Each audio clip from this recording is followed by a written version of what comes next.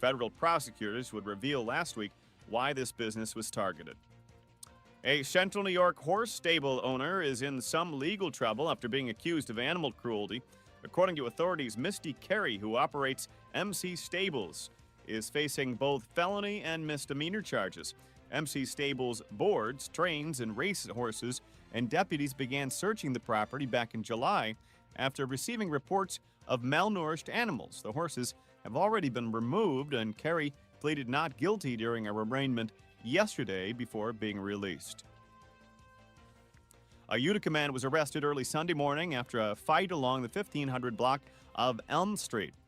Police say they arrested 30-year-old Dashir Jackson of Utica and charged him with attempted assault in the first degree and criminal possession of a weapon in the second degree. They say their investigation is continuing.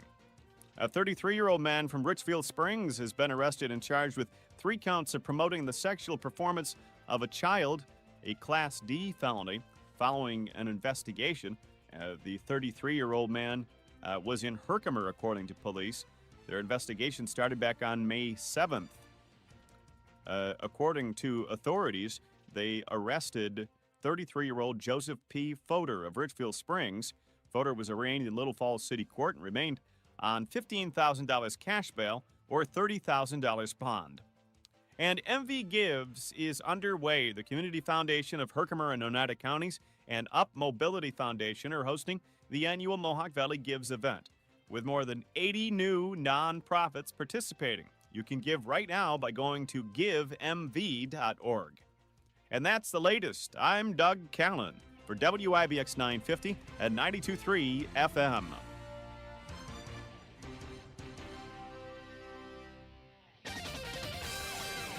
We are enjoying some outstanding weather here as we continue to push on through the next several days. Warm temperatures expected. We're up near 80 today with sunshine after a nice, clear, cool start. Tonight, we're in the mid-50s naturally. The North Country cooler. Wednesday, a little more cloud, but still some sun, upper 70s. Thursday, sunshine, warm 80. I'm meteorologist Ray Stajic from the Weather Channel, WIBX 950 AM and 92.3 FM. Currently, we're looking at clear skies and 52 degrees. Here, and as we were just saying, it looks like this no rain, sunshine, warm temperatures is going to be with us, they say, right on through the end of the month, Mark Butler. It's crazy. It is crazy. I'm just wondering how high the water level is in Hinckley Reservoir. Well, I got to tell you, if the water's warm, evaporation is a real problem with the cold nights. I have to say that. On the line right now is Ryan Schmelz from Fox News Radio. Ryan, good morning. Good morning. Good morning. Good morning. I do have an answer, by the way, to the question that I asked you yesterday. You know, like you would not know the answer. I think it was, do you think with the Kirk assassination, the tempers have tempered just a little bit, and maybe this government shutdown could be avoided? We have our answer. Schumer went hard yesterday, and Trump said, "Lock out the Democrats." So I think we kind of know where we're going on that. But is the Democratic Party? Here's the question being asked: is the Democratic Party in trouble, Ryan? I don't know about that. By the way, I'm only reading off the sheet that they gave me. Yeah, I know. I know. Yeah, well, apparently I had the senator wrong earlier. I thought it was Bernie Sanders who was calling his party out, but it turns out it was Chris Van Hollen. Who's coming out and saying with the governor rallying around Mondami, the Democratic Party is in trouble right now. Yeah. Well, no, I don't think that was the point. No, because that news broke after I was assigned the story. Okay, all right. We can start over, ladies and gentlemen. Here he is, Ryan Schmelz, Fox News. But this has been the back and forth that's been going on, because you have AOC and Bernie Sanders who for weeks have been complaining about members of their own party not endorsing Mamdani yet. They keep referencing, well, look, we got behind Joe Biden twice, even though he didn't endorse, even though we started off supporting Bernie Sanders, right? And now you're almost you're in September, and Mamdani's been the nominee for weeks, months now, and Schumer and Jeffries, the top two Democrats in the Senate and the House, haven't even endorsed him yet. Right. So I think they're kind of getting a little frustrated that some of these high-profile New York Democrats still aren't getting behind him. They finally got a boost with Kathy Hochul getting behind him yesterday, but there's still some others who are hanging out there. Well, and even Cuomo trying to cut deals. I mean, actually working with President Trump and word is maybe the mayor is cutting a deal with the president. The reality is especially in New York, it's a younger city than it was, and this kind of progressive Democrat is something that is quite popular. And you kind of wonder, what if the Democrats went with Bernie Sanders? Maybe that puts an end to the whole thing altogether. I don't know. Well, here's kind of some of the dynamics here, right? Which is that he won. They're trying to launch an opposition effort against him, but as some people might say, there's just too dang many of them to compete against him. It's like you got Curtis Sliwa, the Republican nominee. You've got Eric Adams, the current mayor, and you've got Andrew Cuomo, the former governor. Well, every single one of them's got at least a significant amount of name recognition that they eat up at least a portion of the electorate when it comes to this polling. But number two, each of them's got some type of scandal attached to them that makes them problem. Now, the Republican nominee doesn't have that, but he's still the Republican in New York City, so that's kind of working against him too. Yeah. And next thing you know, each one of them's getting at least 15 to 20% of the vote, and Mamdani's getting the rest, and it's So they're just not really. They don't really have a unifying force around to compete against the nominee, and that's kind of creating this problem. Mark Butler, I think he's almost out of time. So quick. Okay, quick question. Governor Hochul's endorsement for Mamdani. She seems to be heading for opposition in the upcoming election. Do you think that helped her or hurt her politically here in New York State? Yeah, and I've got till 42, so we're good. Oh, you do? Okay. Good. I don't know. That's. I think we're going to have to figure that part out because that's where Republicans want to make this as much of a national story as possible because they think that the more that Mamdani's in the news, the more of a liability he is to Democrats outside the state of New York. I mean, you've got a couple of swing district Democrats who have refused to endorse Mamdani in that state respectively. So you got Tom Suozzi as well as Lauren Gillen, who have both said, nope, we're not going to endorse him. We're not socialist. And, that's music to, I think, some Republicans' ears because if you've got Democrats calling him a socialist, well, then Republicans have no issues calling him a socialist on the campaign trail, and they think that message is going to stick. One of the things that is I find interesting, I may have been Elise Stefanik, but somebody who was out speaking about Mamdani is called him a communist. Oof. And but it's easy for the average American to associate socialist, communist as the same thing. Obviously, they're two very different things, but that's how it's being presented by Republicans. But at the same time, you got to remember, most of New York's population is in New York City, and this guy didn't win by a little; he won by a lot. So it will be interesting if Elise Stefanik really plows forward in her quest to become governor of New York.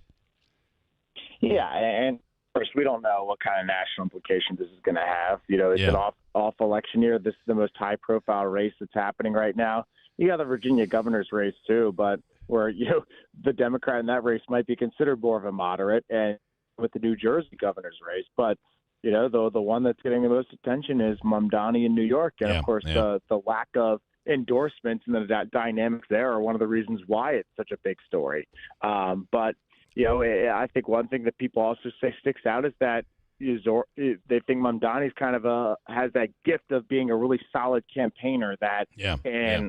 Other cases, some people have said Obama-esque, maybe not to that extent, but the it factor might be one of the reasons too why he's been able to pull away from the rest of this pretty crowded field. Also, it is. And by the way, on a hot mic yesterday, Nancy Pelosi was heard whispering to someone, I'm glad the heat's off me now, because he is the new Mamdani. By the way, that's not true, Ryan, just for the record. But I can imagine that's what she's thinking. Republicans aren't eyeing her in their scope anymore. It's I guess I shouldn't use the word scope because that's totally inappropriate today. But nonetheless, you know what I'm saying. Well.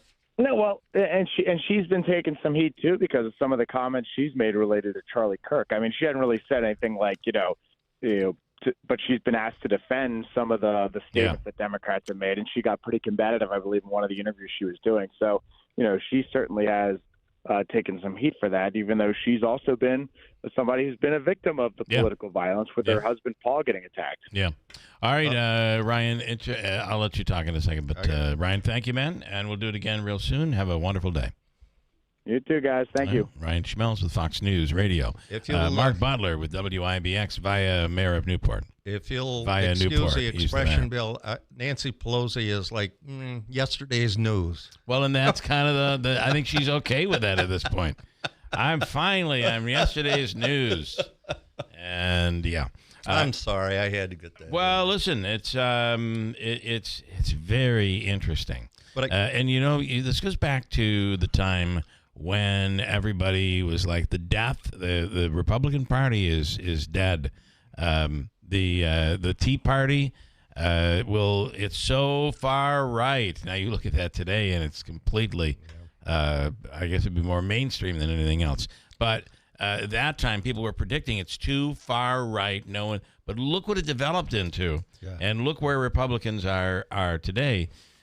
With certainly new leadership and a new philosophy for the Republican Party. So I wonder I wonder what happened. This is going to be and the problem for Democrats, I would think, is this comes at a time where they're saying we need less liberal elite. We need more homegrown Democrats, the Democrats that look like everyday Americans. And maybe Mamdani looks like New York City, maybe. I don't know.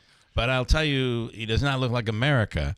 And I don't mean to be stereotyping here, but his policies don't seem to be that middle American. That's this could be a real problem for Democrats. I saw you raise your eyebrows when someone called him a socialist or a communist. Well, a communist is incorrect. Well, socialist is.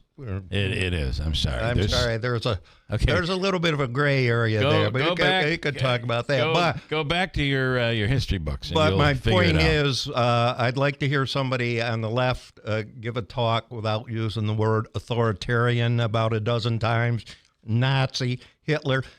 You keep repeating those words over and over and over, and they begin to stick in people's minds. And that's part of the political process now. Yeah. You think that's what caused because there are a lot of people that believe that's what caused the assassination of Charlie Kirk.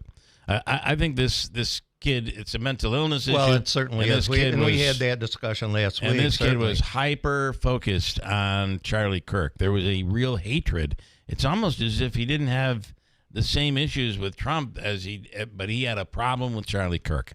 And but we still have more to learn about this kid. Really crazy and, of course, terrible. Good news, though, he's alive. I think that's a real positive because you can try to, at some point, figure out what was going through this kid's head.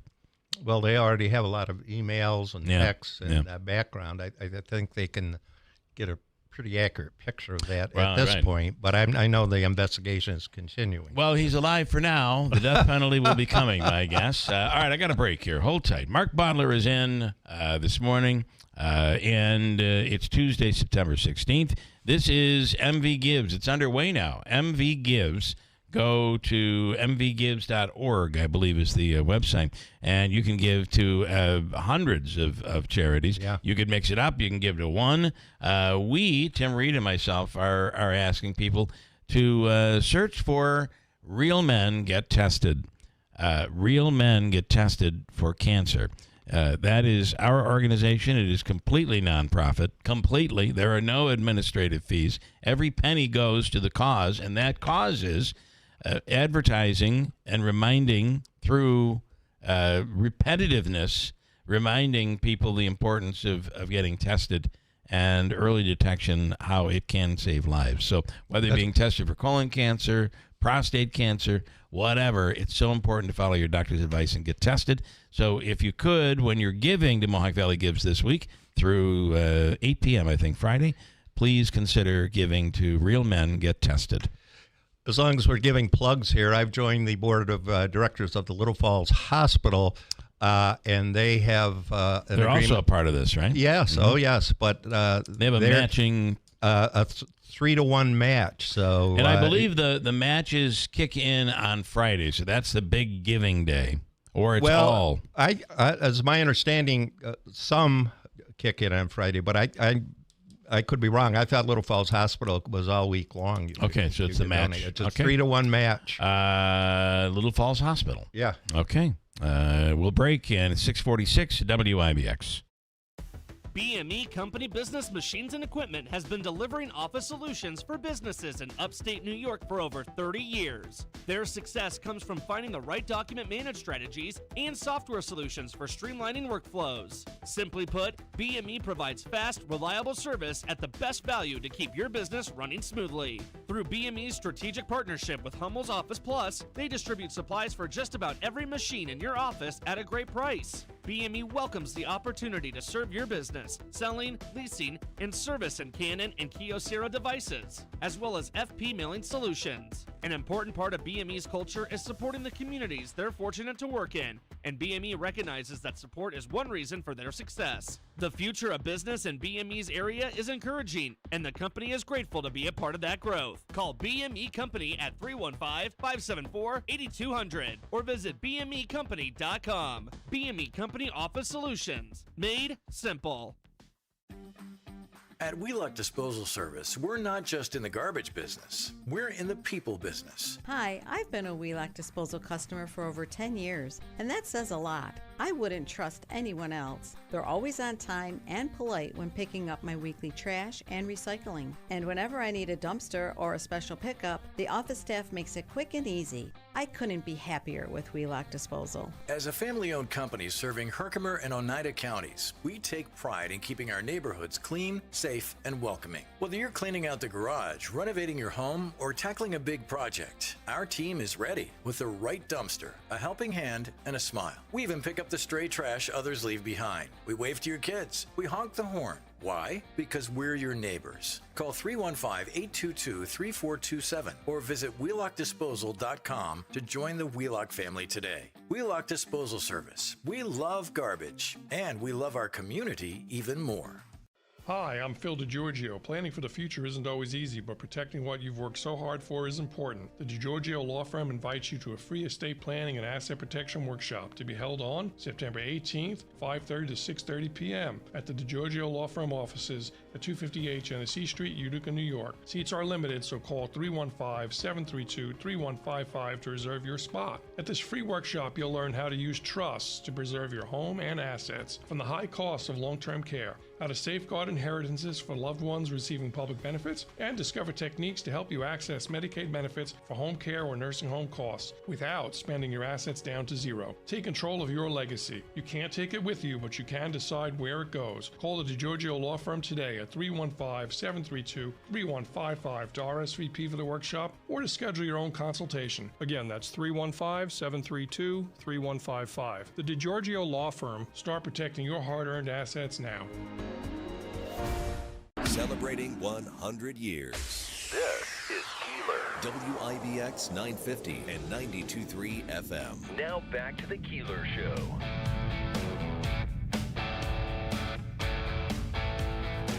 A couple of things I want to mention here today.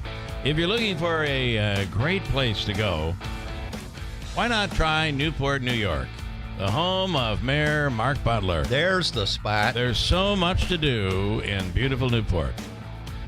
I'm saying you should use your tourism money like right here. I'm telling you, we could do wonders. All that tourism money you have. Just tell people not to come through West Street. We got a major reconstruction. Okay, all right. It'll be better though when it's all done. Oh yes, and that. is coming soon. Speaking of reconstruction, if you're looking for new flooring, Sarah's Flooring Outlet has top quality carpet, gorgeous ceramic tile, durable LVP waterproof laminate and vinyl, the best in flooring, the biggest inventory, not seconds. This is all you can find places where you can get stuff that'll last you a couple of years. You want the good stuff, and this is all prime material at in Sarah's. And they have the largest inventory, so you're getting a look at things that may be unique, something that is unique to your home or fits your home like nothing else. In Sarah's Flooring Outlet, we're meeting or beat any advertised price. So when it comes time to shop for your new flooring, it has to be where we went, my wife and I, in Sarah's Flooring Outlet. 6 months interest-free financing, and, of course, you get the best price. Not to mention the experience and the service, and all they do is flooring. See why more people buy from the big store, Route 49 Plaza, River Road, Marcy, and in sarahsflooringoutlet.com, or just drive down, just down the street. By the way, they're probably cleaning it up now, but traffic was backed way up on the arterial this morning after it looked like maybe a 1 or 2 car accident on the arterial, and you know how the traffic can get there on the arterial when there's a lane out, and that's exactly what's happening right now. Okay. All right. And this morning on the program, we got a bunch to get to. We will talk to Nick Grimer with MV Gives. Hobica's free money question of the day. Brian Miller is in, Assemblyman Brian Miller. Davey, by the way, somebody just asked me, how much is Hobica's free money question worth today? Yesterday, we had a $150 winner yesterday. How much is it worth today? I'm stalling as he's getting himself all plugged in, all ready to go. And here he is, ladies and gentlemen, the man, Davey Smith. Sorry about that. That's all right. So how much is it worth today? Easy question. $200. $200. Woo. Okay. I'm going to leave it alone. I won't touch it. $200. We'll do that at 7:35 coming up later on this morning. A whole bunch to talk about happening in Albany. We'll get Brian Miller's take on this Mandani story and the fact that the governor has now made her endorsement. Listen, this is strategic for her. She's done the numbers. She's crunched the numbers. And my guess is her strategists are saying you can't lose the progressive wing of the party. And that is New York City, and that is the bulk of the vote. Mm-hmm. And if you do, that would give the advantage to maybe Elise Stefanik. So we'll see what Brian has to say about all of that. Herkimer College now has a new president. We'll speak with that person later on this morning, and a whole bunch more to get into here on this Tuesday morning. How about this weather? It is just incredible. I'm loving it, but I also think we need a little water, especially nice. our farmers are a little. I think I saw 10 days. Concerned. It's been 10 days since it's really rained. And I don't think the forecast over the next several days looks like any rain at all. I mean, maybe a slight chance of a little bit of rain, but as of right now, it doesn't look like we're looking at much in terms of rain. It's a case of too much of a good thing. Different. We're not used to this type of weather. That is for darn sure. Well, this whole year has been crazy. A really wet spring and then summer, brutal, old-fashioned winter, and I wonder if we end up seeing something like that all over again. Yeah. Florida woman who was taking her dog for a walk ended up getting attacked by an alligator. That's correct. An alligator. The gator chomped. It's kind of easy. It's Florida. The gator chomped down on the dog's collar, and Danny Wright ended up punching the alligator in order. Let me tell you something. A woman and her dog. We always hear about man's best friend, but a woman and her dog. She will do what it takes to save the animal. Here she is talking about saving her dog from the biting alligator. Here we go. I heard a squeal, and I got pulled. The alligator had him by his air tag and drags him, and I just punched and I punched him in the eye enough that he kind of let go, like he unclamped a little, and I pulled out, but his teeth were like here and just drug down my arm. Be careful with your dogs. You know, these alligators are no joke. I mean, No. They got to 15 learn feet their it came out lesson. to get 'em. They do have to learn their lesson. She pounded that lesson right in, right in. How about this story I find interesting? In the midst of the, and by the way, Jules this morning, I cannot, on the judge that you had on earlier this morning, I just can't support a liberal Democrat. There are those who, I think that's where we're divided. That's our divide right now. And the fear is a vote for a Democrat could be a vote for a Mamdani. That is where people are. Now, here's an interesting story out of California. A woman in California is fighting the DMV, trying to keep her personalized license plate. She has a license plate that has her name on it. And unfortunately, the DMV has said, no, you can't have it. And they keep rejecting her. Do you know why they keep rejecting her? Her name is ISIS. And she has a license plate that says, I am ISIS. The DMV got wind of it, and they have taken it away. The complicating factor is that her name is ISIS. Isis Wharton. Apparently, that is a first name, ISIS. And Isis Wharton is angry. She wants her license plate back. I'm proud of my name. I'm proud that it's on my car, and I feel like driving around, it looks cool. Dear Isis Wharton, the Department of Motor Vehicles has reviewed its records, and it was determined that personalized license plates, I am ISIS, assigned to your Kia contain a configuration of letters that are non-compliant with the requirements of Title 13. I just did my registration a couple months ago, and they didn't say anything then either. Well, the funny thing is they did refer to her as ISIS. At least you know that's her name. So, listen, we have news coming up top of the hour. Stand by on a Tuesday morning. Are your windows old and tired? Hard to put up and down? Builder's grade windows just aren't made to last very long. Patriot Home Solutions is a different kind of window company. No games or gimmicks, no long drawn-out sales presentations, just high-quality, custom-fit windows at reasonable prices made right here in New York. And right now, you can get up to $2,000 off new windows from Patriot and NYSERDA, plus 0% interest for 18 months. Most homeowners qualify for the savings, and income is not one of the requirements. So write this number down, 315-401-0440. That's 401-0440. Patriot Home Solutions will tell you right over the phone if you qualify. Don't miss your chance to save up to $2,000 on new windows. Funds are limited, so call before they run out. Learn more at callpatriothomesolutions.com. That's callpatriothomesolutions.com.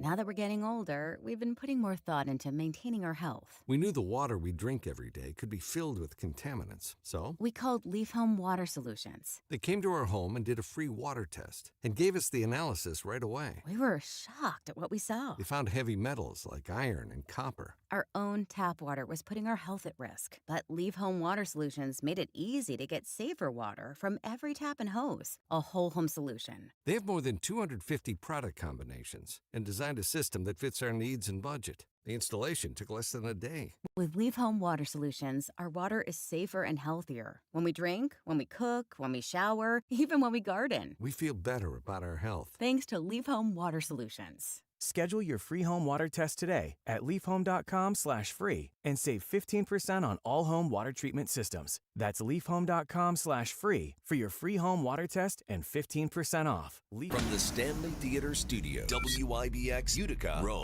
W295EI. WIBX 950 and 92.3 FM. Celebrating 100 years. Tyler Robinson will go to court today. I'm Dave Anthony, Fox News. The suspected Charlie Kirk assassin will face murder and other charges. The suspect told at least several individuals that he was planning to assassinate Charlie Kirk. In one of those instances, it was in a note he left for his romantic partner. In another, it was a text message to a separate individual. Neither person has been charged, but they could be down the road. Fox's Garrett Tenney at the Utah County Jail. The Washington Post also reports Robinson confessed in an online group chat before his arrest. Another city is getting a federal crime crackdown like Washington, Memphis. The effort will include the National Guard as well as the FBI, ATF, DEA, ICE, Homeland Security investigations, and the U.S. Marshals. President Trump announcing that task force alongside Tennessee lawmakers, including Republican Governor Bill Lee. I'm tired of crime holding the great city of Memphis back. The president says Chicago will be next, where state and city leaders are not supporting a National Guard deployment. Fox's Jared Halpern at the White House, where the president also touted the U.S. military blowing up another boat, killing 3 people suspected of transporting drugs from Venezuela. We have proof. All you have to do is look at the cargo that was it's spattered all over the ocean. Big bags of cocaine and fentanyl all over the place. It comes 2 weeks after another drug boat was destroyed. We may hear more from the president a little later this morning before he takes off for Britain. Secretary of State Marco Rubio has left Qatar, where he urged them to continue pushing a ceasefire in Gaza despite last week's Israeli airstrike in that country targeting Hamas. We want them to know how much we appreciate and respect all the time and work and effort they put in the past to these negotiations, and we hope they'll re-engage despite everything that's happened. We know they're upset about it. Now, Israel has launched a new ground offensive targeting Hamas in Gaza City, warning civilians to leave. Americans listening to Fox News. Are you living with dry AMD? If so, you could be on the road to geographic atrophy, or GA, a condition that leads to retinal cell death and permanent vision loss. But with Izervay, you can slow it down and get it going slower. Izervay slows GA progression by targeting a key source of retinal cell death, which may help preserve your vision longer. Izervay, or Avastin Capted Pagel, is a prescription eye injection used to treat GA. Don't take it if you have an infection or active swelling in or around your eye. Izervay can cause eye infection, retinal detachment, or increased risk of wet AMD. Izervay may temporarily increase eye pressure. Your vision may be impaired after an eye injection or exam. Don't delay. Ask your doctor about Izervay today. Izervay gets GA going slower. Visit Izervay.com. That's IZERVAY.com. Paid for by Astellas Pharma.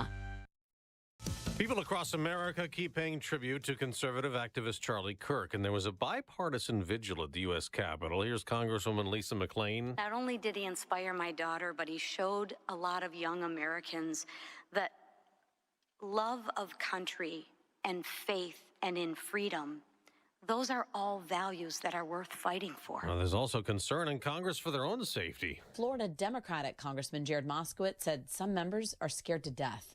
Tennessee Republican Congressman Tim Burchett told the Fox News Rundown podcast leadership had told them even before Charlie Kirk's assassination that they were looking into additional security. The trouble with leadership in both parties is they're surrounded by a protective bubble. They've got their security details. They've got their Suburbans. They don't have to wait in line. It's 3 deep with burly security people around them, and we're not. While the White House has asked for additional security funding for the judicial and executive branches in any short-term funding bill Congress comes up with this month, Speaker Johnson says they're trying to add in funding for lawmakers as well.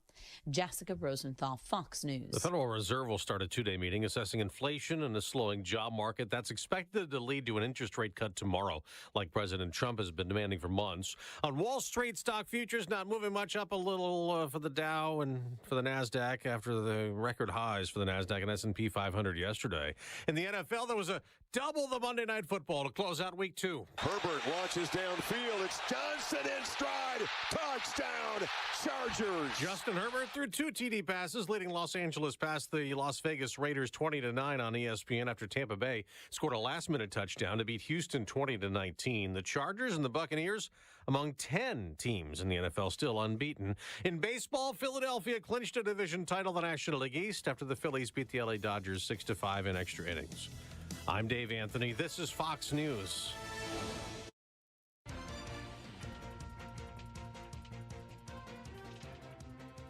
Here's the latest from the WIBX newsroom. I'm Doug Callan. Governor Hochul is speaking out against a recent immigration and customs enforcement raid in Cayuga County.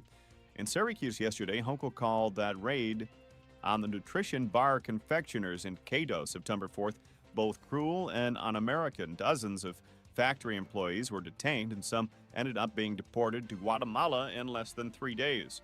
Federal prosecutors would reveal last week why this business was targeted. A Central New York horse stable owner is in some legal trouble after being accused of animal cruelty. According to authorities, Misty Carey, who operates MC Stables, is facing both felony and misdemeanor charges. MC Stables boards, trains, and race horses, and deputies began searching the property back in July after receiving reports of malnourished animals. The horses have already been removed, and Carey pleaded not guilty during a arraignment yesterday before being released. A Utica man was arrested early Sunday morning after a fight along the 1500 block of Elm Street. Police say they arrested 30-year-old Dashir Jackson of Utica and charged him with attempted assault in the first degree and criminal possession of a weapon in the second degree. They say their investigation is continuing.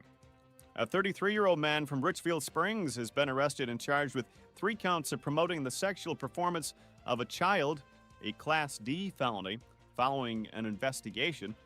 The 33-year-old man was in Herkimer, according to police. Their investigation started back on May 7th. According to authorities, they arrested 33-year-old Joseph P. Fodor of Richfield Springs.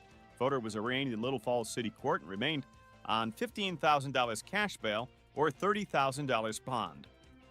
And New York State Police are investigating a 2-vehicle crash on Stone Road in the town of Winfield Sunday afternoon. According to troopers, 35-year-old Michael T. Besock of Utica was driving an SUV when he allegedly turned onto Stone Road, colliding with a van driven by a 38-year-old Worcester man. According to New York State Police, Besock sustained minor injuries while the man from Worcester was unharmed. Besock was uncooperative, police say, and he was charged with DWI, according to state police. If you get discounted gas at BJ's in East Syracuse when traveling, there's a disruption. BJ's Wholesale Club is temporarily shutting down the gas station at its East Syracuse location. The closure started yesterday and will be in place for 6 weeks. It's to make improvements there. The BJ's gas station in North Utica at Riverside Center remains open. BJ's Club members often get gas at discounted rates of between 5 and 10 cents less than average prices in the area. And MV Gives is underway. The Community Foundation of Herkimer and Oneida Counties and Up Mobility Foundation are hosting the annual Mohawk Valley Gives event, with more than 80 new nonprofits participating. Mohawk Valley Gives is a week-long community-wide giving event benefiting nonprofit organizations in the Mohawk Valley. September 19th, this Friday, is the day for giving, as nonprofits can maximize their fundraising goals by unlocking matches and incentives. The event is underway now and will conclude at 9 p.m. Friday. Last year, more than $5 million was raised for organizations totaling in the hundreds. You can give right now by going to givemv.org. In sports, Monday Night Football, there were 2 games. The Chargers beat the Raiders 20-9. Tampa Bay edged the Texans 20-19. The Yankees opened their series against the Twins with a 7-0 loss in Minnesota. Carlos Rodon was charged with the loss after allowing 2 runs on 5 hits and a walk. New York still leads the AL wild card and will continue its 3-game set tonight. The Mets are back at action tonight. New York opens a 3-game series against the San Diego Padres in Queens. The Mets are currently 3rd in the NL wild card and trail the Padres by 5 games for second place. They broke their losing streak, 8-game losing streak, on Sunday. And the Liberty hope to have one of their stars healthy for tomorrow night's game. According to ESPN, Brianna Stewart underwent an MRI to further examine her left knee. And that's the latest. I'm Doug Callan for WIBX 950 at 92.3 FM.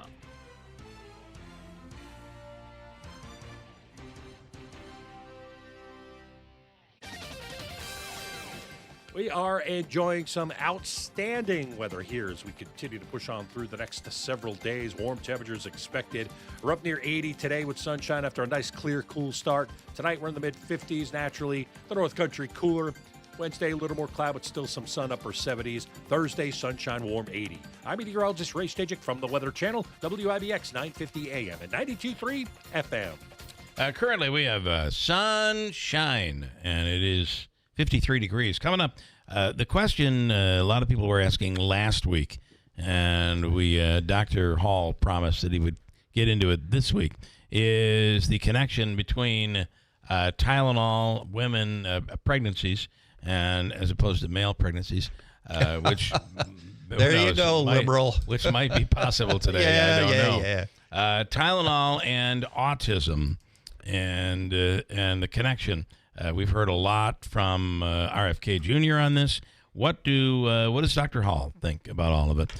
Is it okay if you're pregnant to take Tylenol? And of course, the number of states around the country where vaccines have plummeted, in some cases down below 50%, because of the most recent rhetoric and it's stuff that you see on Facebook, I think. A quick question: do you think Trump considers RFK a smart person?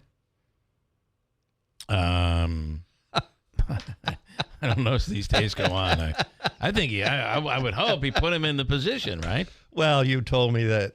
I told you I wasn't going down that road. All right, let's let it go. You want to get down that road? No. Let's leave it alone. Play the clip there. No. And here's Big Honey and Hecla. It's nice to hear Mark's common sense point of view on the radio today. Must be his last day. Well, you better be careful. Well, thank you. The liberal gods apparently are watching. Hold tight. We'll come right back, and Mike's free money question happens at 7:35 at WIBX. Are you sick of being just a number or doing a mindless job? Become a craftsman in a trade. Become an IBEW electrician. The IBEW and the Electrician Training Alliance will give you all the tools necessary at their state-of-the-art training facility. Earn as you learn. Paid training while you get your certification. What are you waiting for? Become an IBEW Local 43 electrician. Call or go online today to learn more. Find your career at IBEW and let the Electrician Training Alliance light up your future. Mattress Express's free adjustable base promotion is on. Come on, pick it out. Any king or queen set in the store except Tempur-Pedic can get upgraded to an adjustable base at no extra charge. You heard me right. And we have no credit check payment plans. Did you hear? The best performing assets of 2025 aren't stocks. They are precious metals. This year, gold and silver have risen a staggering 29%. And some experts believe the gold and silver bull market has just begun. Central banks are buying gold to protect against the falling dollar. And silver, it's powering the future. With skyrocketing demand for solar, EVs, and AI, silver is the new oil. So how high could gold and silver soar? Find out. Call Lear Capital, the precious metals leader, at 800-957-GOLD. Get your free wealth protection kit and see how gold and silver could help your retirement dreams come true. With over $3 billion in trusted transactions, thousands of 5-star reviews, Lear is your trusted source. Call now, 800-957-GOLD.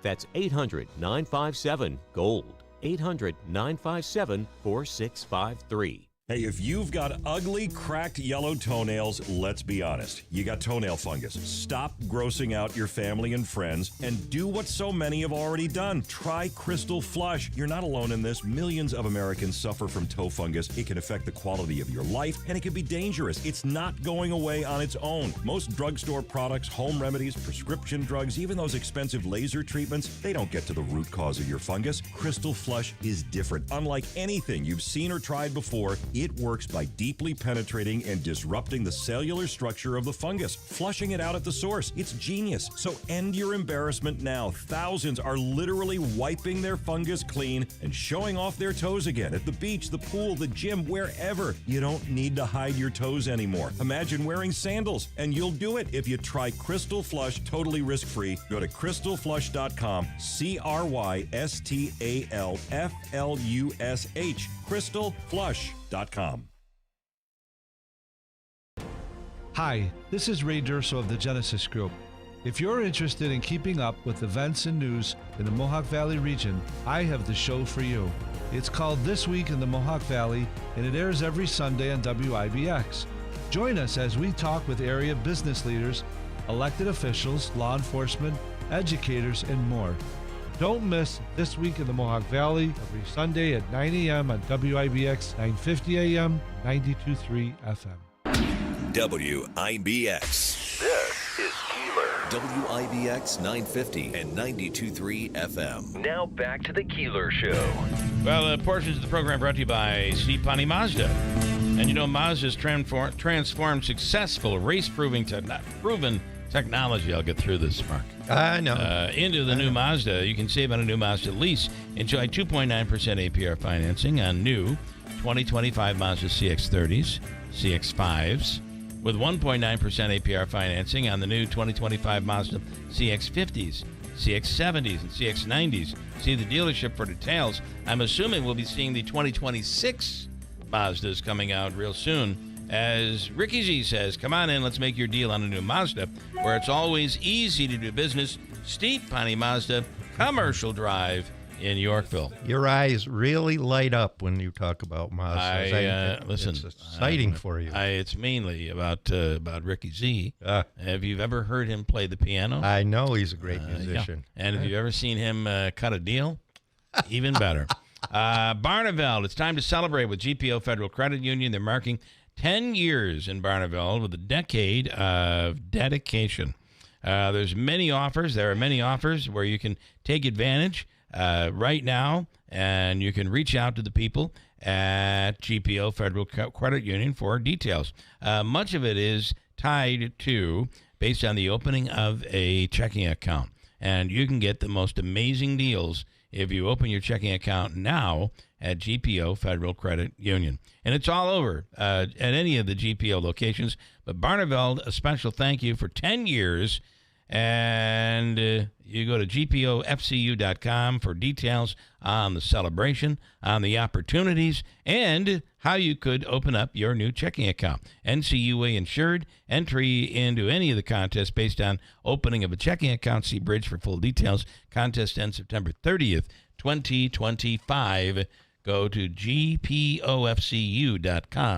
for all the details. On the line right now, Dr. Kent Hall. And by the way, coming up 7:40, Brian Miller is in. We'll also hear from Sheriff Rob Mashel on this case of the abuse, animal abuse, when it comes to horses, and the arrest that was recently made. Dr. Hall, good morning. Good morning. How are you doing this morning? Good morning. So let's get right into it. Tylenol, pregnant women, autism. What are your thoughts on, because still to this day, there are doctors saying if you're pregnant, it's okay to get rid of a headache using Tylenol. Yeah, so there are, the reason I asked to talk about this, in a longer form from last week was because the science is not settled in this, okay? I will say that right out of the starting gate. Yeah. There are a number of studies, mostly small studies. Obviously, every study that's been done has been retrospective, so it's looking backwards, and there have been a number of small studies that have looked at this, and some have said that there is an association. So a retrospective study cannot definitively say that something causes something else. In this case, that Tylenol causes autism. They cannot say that. What they can say is that the use of Tylenol during pregnancy is associated with people with children developing autism spectrum disorder later in their life. And the reason that they can't say causation is because they cannot take out of the mix what are called confounders. So as an example, a woman takes Tylenol because she has a fever during her pregnancy. She has a fever because she's got some kind of an infection. She takes Tylenol. Later on, after the child is born, the child ends up having autism spectrum disorder. Okay? Infections during pregnancy are known to cause neurodevelopmental problems.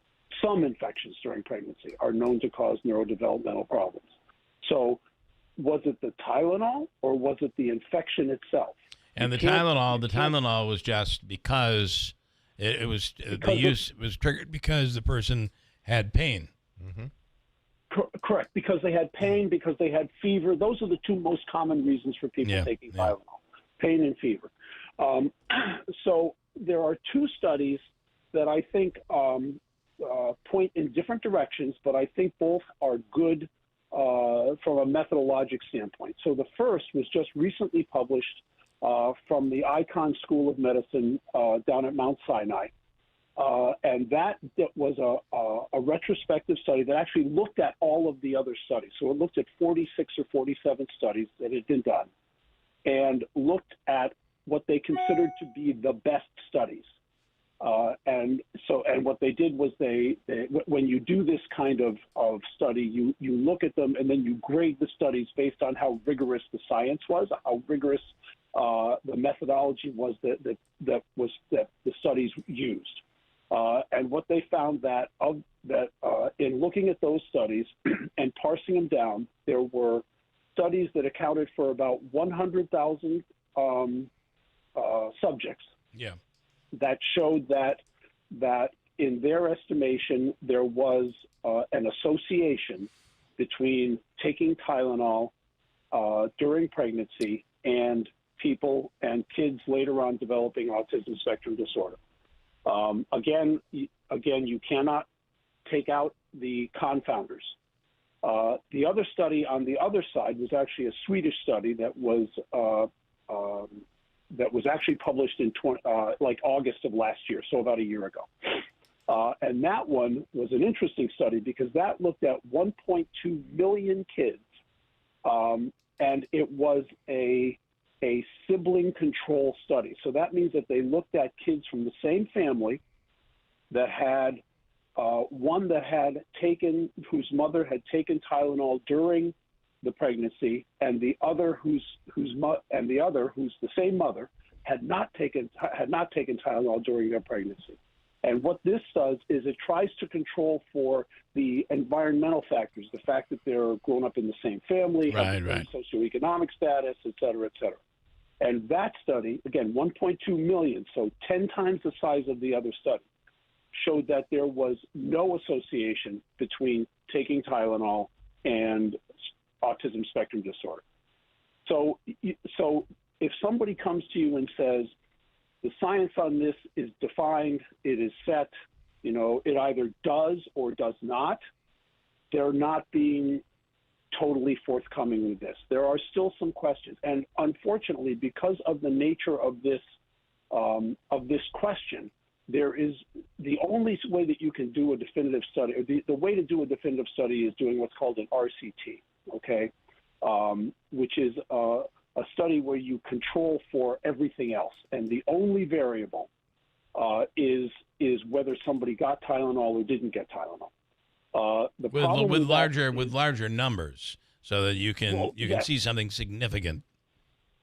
Right, because the issue is that autism spectrum disorder, while we talk about it a lot, it does not have a high prevalence. It's not like everybody gets it. So you have to have enough people in the study that ultimately end up getting it to be able to discriminate between those who had Tylenol or who were exposed to Tylenol in utero and those who were not. That's number one. Number two is that study will be a very long study. By long, I mean the duration, because from the time of pregnancy, you have to wait until kids are, 15, 20, 25 before you can make a decision about whether they have autism spectrum disorder, because that's how long it takes for some people to develop the symptoms. So that's and then the third is just the cost. I mean, the cost of doing that study would literally run into the billions of dollars. So that's a study that will never be done. So that being said, we're going to be stuck with, these studies, and it's going to take a lot of smart people, a lot of people smarter than I am, to get all of this data together and to come up with what they feel is a reasonable recommendation. So I would say, and this is me talking, I would say that the best thing that a woman can do when they're pregnant and they have a question like this is they go to their provider, they go to their primary care doctor, to their OBGYN, to their nurse midwife, whoever is taking care of them during their pregnancy, and have this kind of discussion. Because ultimately it's a risk-benefit decision, and the risks are unknown. I will tell you that to me, now I'm going to give you my opinion, and I may get shot for this, but I shouldn't say that. Yeah, you can't say that don't today. say that. No. Yeah, I used the word scope earlier, not mouthwash. You can't do that. Not today. Yeah. So but I believe that the preponderance is that Tylenol is most likely safe for the vast majority of people. That doesn't mean that there isn't a subset yet to be defined, a subset of people for which it can cause problems. Why not just suggest that people take Advil instead of Tylenol? Well, because Advil actually does cause problems. Okay. Right. You know, Advil in pregnancy increases the likelihood of kidney problems in the mother. Unknown whether it does in the unborn, in the embryo and fetus or not. And it also can cause problems with bleeding because it affects your platelets' ability to aggregate. So and it also causes, stomach upset. It can cause ulcers and things like that. So I would not recommend any of the nonsteroidals during pregnancy, unless there's a condition such that, again, you have a conversation with your doctor, and because you have a certain condition and the nonsteroidals are the only way to treat it, then that's a conversation that you have. Talk to your doctor. Mark. Yeah. Good morning, doctor. I had a quick question, and I think you and Bill have started down that path. But we talk about Tylenol and the studies about Tylenol. What is the ingredient in Tylenol that separates it from just normal aspirin?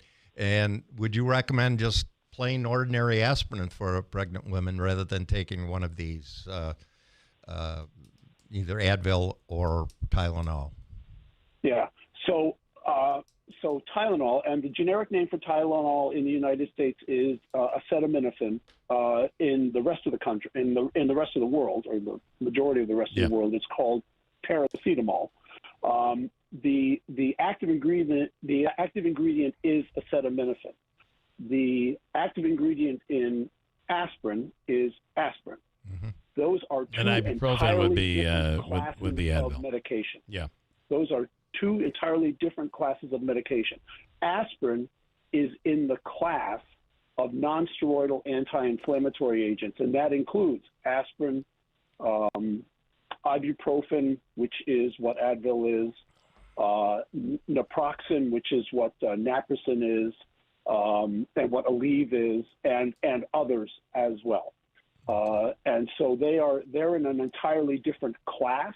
That class of nonsteroidals is the one that I was just talking about that affects platelet aggregation, so it can increase the chance of having bleeding, and it also can cause. It also has a slight minor toxic effect on the kidneys. So in most instances, that's not a big deal because you take it. Your kidneys get a little hit, but then you stop and it goes away. But again, when you're pregnant, there are other stresses on your kidneys, so that can aggravate and augment that. Would you go ahead? I'm sorry. No. I'm sorry. So go ahead. It's not a matter of the strength then of the aspirin, or that Tylenol has a higher. They're three different dosage. medicines. They're really three different medicines. Would you say that my guess is that you would believe that coming out with and even bringing up the Tylenol issue when it's not even there's not been a study to give you a conclusive answer is probably not what you would recommend. I would not recommend it. And again, this goes back to, if you remember back in 2020 when we were talking about COVID, and we said, there's a lot that we don't know, and the science here is not proven. And so people coming out and saying, oh, this is what it is, or this is what it does, or, whatever, actually can be detrimental because it sets in people's minds who are not, looking overall at the science, but just listening to people they presume to be experts, and saying, oh, well, they said this, and therefore that's the way it is. when in point of fact, that's not necessarily true. And in this case, if someone comes out with a definitive statement, Tylenol causes autism spectrum disorder, I'm going to go out on a limb and I'm going to say that is an unproven statement at this time. Okay. I have one more comment, and then we'll let you go. Mike says, are you suggesting they should put a pregnant mother on antibiotics immediately rather than Tylenol, masking the infection? And I think you're just used infection as an example. It may be because the pregnant mother gets migraine headaches or headaches a lot. It could be anything.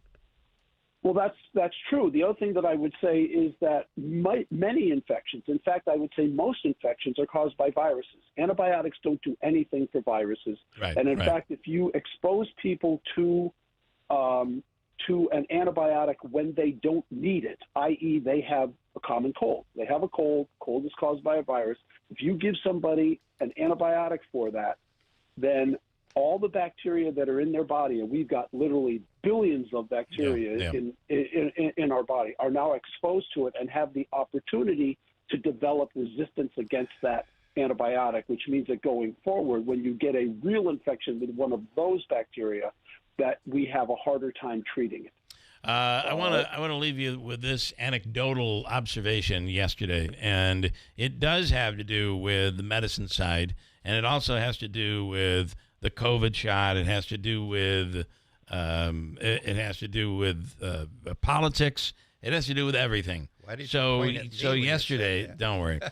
Yesterday, I spoke with two people. One is a very loyal Republican.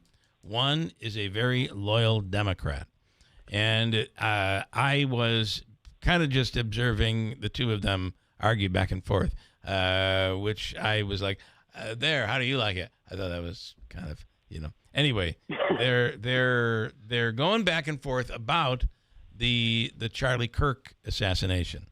And the Democrat said, I see nothing but all of these stories where Charlie Kirk has said things about, for instance, the comment that he made about a pilot, saying, when I see a black pilot, I am nervous, and I'm wondering, is this man qualified to fly this plane? That is a statement that came from Charlie Kirk. And the Democrat was saying, I keep hearing all of these terrible stories. I think he was just a terrible person. The Republican said, I don't know what you're looking at. I keep all the stories that I see are he is gentle. He invites conversation. He invites debate. He isn't rude to people. While some people are yelling at him, he doesn't yell at them. But what I came away with, and Doc, this is more of a psychological question. Because it does involve COVID and the vaccine and politics and all of what's going on right now. What I thought was very interesting, both of them were on Facebook. One's feed that was the information being fed to them was the Democrats was completely different than the Republicans, like drastically different. So the algorithm is feeding all of this negative stuff to this person about Charlie Kirk. None of the positive stuff. The Republican was getting all of the positive stuff and none of the negative. So there you had, based on the ammunition, pardon the pun, please, that each of them had for their argument, it was so one-sided and would only result in the two of them being completely divided and at odds. And you wonder how much, if they were both getting the same material, if they were both getting pros and con, I wonder if it would be different. And I wonder if this whole fear of social media dividing the country has some validity to it. So I think you're right. Now, let me, if I can take just a minute or so. It is within the psychology of human beings that they tend to seek out information that supports a view that they have. Yes, that's probably more prevalent today than ever, at least. Exactly. Right, that's called, exactly. That's called, that's a form of bias, okay? And so it is, in the before there was social media. People would read stories in the newspaper or listen to stories on television that talked about what they believed and that supported it. And when a story came on that talked about a different conclusion, something they don't agree with, they change the channel to tune them out. Yeah. Okay. What social media has done with the algorithms is just what you said. They have put that on steroids. Yeah. They have said, okay, you think this, and these are the stories that you're going to read anyway, and we want you to read more because if you read more, then you're going to stay on the page longer, and there's a higher likelihood you're going to click the advertisement, and so that's good for our advertising dollars. And so they tend to feed people what they want to hear. And so you're absolutely right. Unless you are actively looking at sources that tend to give a different slant than what your slant is, whatever that is, whether it's right, left, whatever. Unless you're actively looking for them, you will not be fed them directly, and that's just going to reinforce it.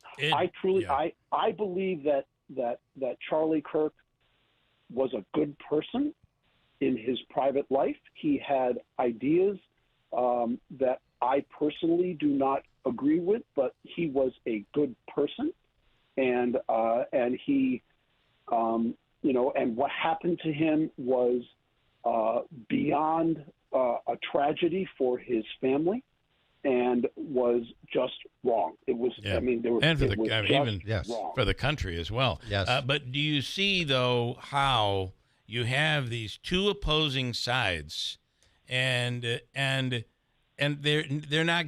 only getting a certain, they're getting the negative or they're getting the positive. They're not getting both. And I wonder if that plays a role in the divided country that we currently live in today. Because if that's what you're getting, and if that's the content, and then, whether you're watching TV or something, you're constantly going to the stuff that supports your own views, you're only seeing one side. You have no idea that the man was, saving a cat and climbed up a tree to saved a baby that was drowning. You have no idea about that. You only have this very micro targeted story of evil or positivity, and there seems to be no in between. And boy, I wonder, if this has the effect that it has on adults, what effect will it have on children who know nothing but social media as they've been growing up in this tech era? Makes you really wonder where we're going. You're absolutely right. And so I will leave you with something that I have lived with for a long time, but really became crystallized about 3 years ago. This is from Ted Lasso, and it's "Be curious, not judgmental."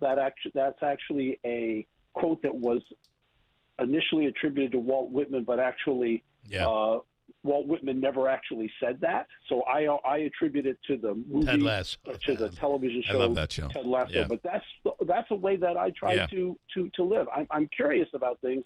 I try not to be judgmental about it. And somebody said to me not to be. Somebody said to me the other day, if we would stop debating and actually go back to just having a conversation, the world would be a much different place.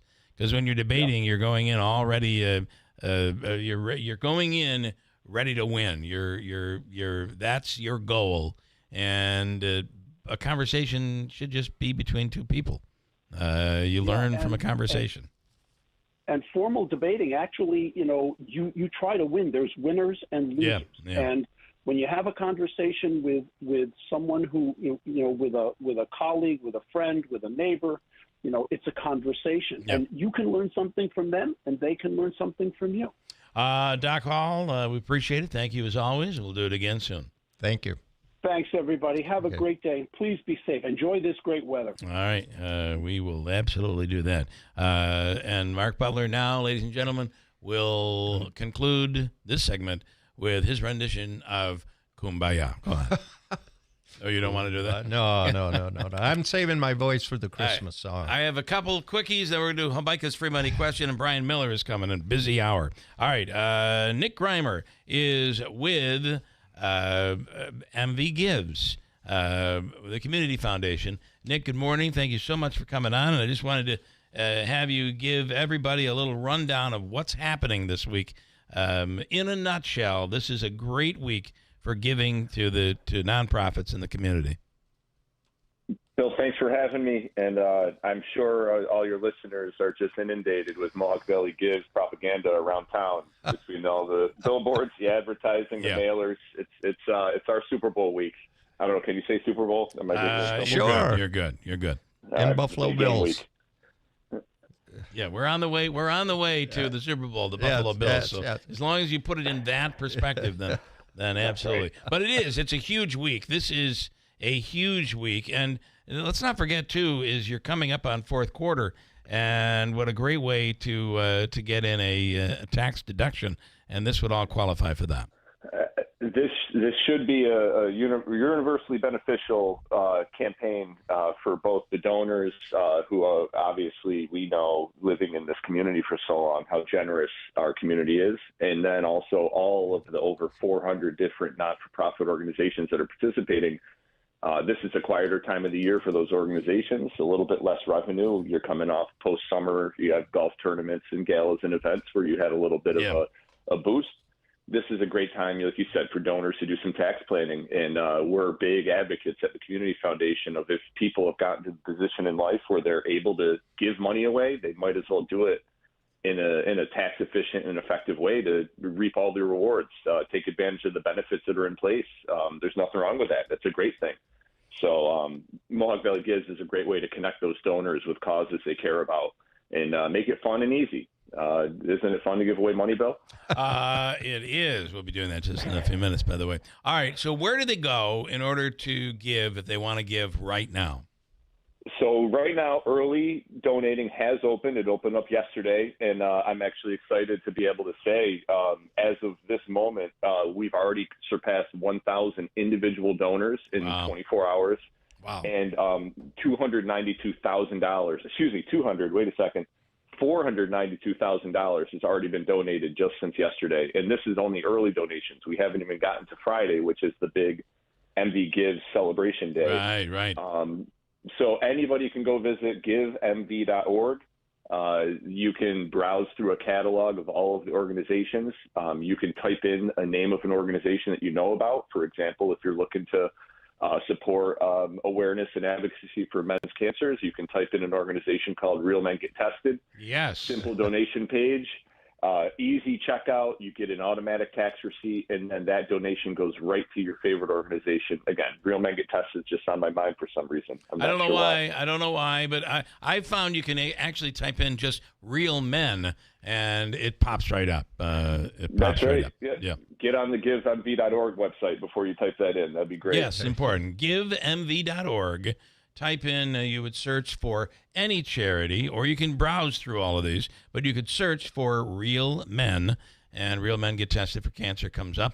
And Nick, of course, you know, for me and Tim Reed, this is near and dear to our hearts, and it's about men who tend to kind of let things go, and it becomes once you get to that certain point, it becomes a real problem. So get tested. Follow your doctor's orders. That's the message we have out. And as you know, Nick, we have no managerial fees. We have there is no infrastructure. We just rely on you guys to keep us all neat, if you will. And every penny goes to the cause. 100%, and that's something that you both, when you conceptualize Real Men Get Tested, should be really proud of, and everything is going to help other men in our community just kind of get that little jostle wake-up call to go take care of their business. But Real Men Get Tested is, again, a part of MV Gives, and again, we get some donation activity going leading up to Friday. Friday is a big fun day when all the prizes and awards from all of our corporate sponsors start getting dished out. So Real Men Get Tested is in the running, and so are over 400 other organizations and really good causes. Okay, Mark Butler. Nick, quick question. I know a lot of these nonprofits organizations get matches. If I call today for, like, say, Little Falls Hospital, they're supposed to get a match. Would that get done, or do they need to wait for a specific time or day, like Friday? Friday's the big day. Friday's the big day. for prizes and bonuses, we try to keep things. I take the least complicated path in life. It's never easy, but that's what we try to do. Right now, there are matches available. If you did want to give to the hospital right now, they're being matched up to $25,000. Okay. We've got some wonderful partners. All of the animal organizations locally are being matched through a company named Staffworks, led by Anita Vitullo. Mark Babinek and the Up Mobility Foundation are matching dozens of organizations. There are opportunities for donors. If they give a donation of any amount, an anonymous donor will give their favorite cause $100 extra.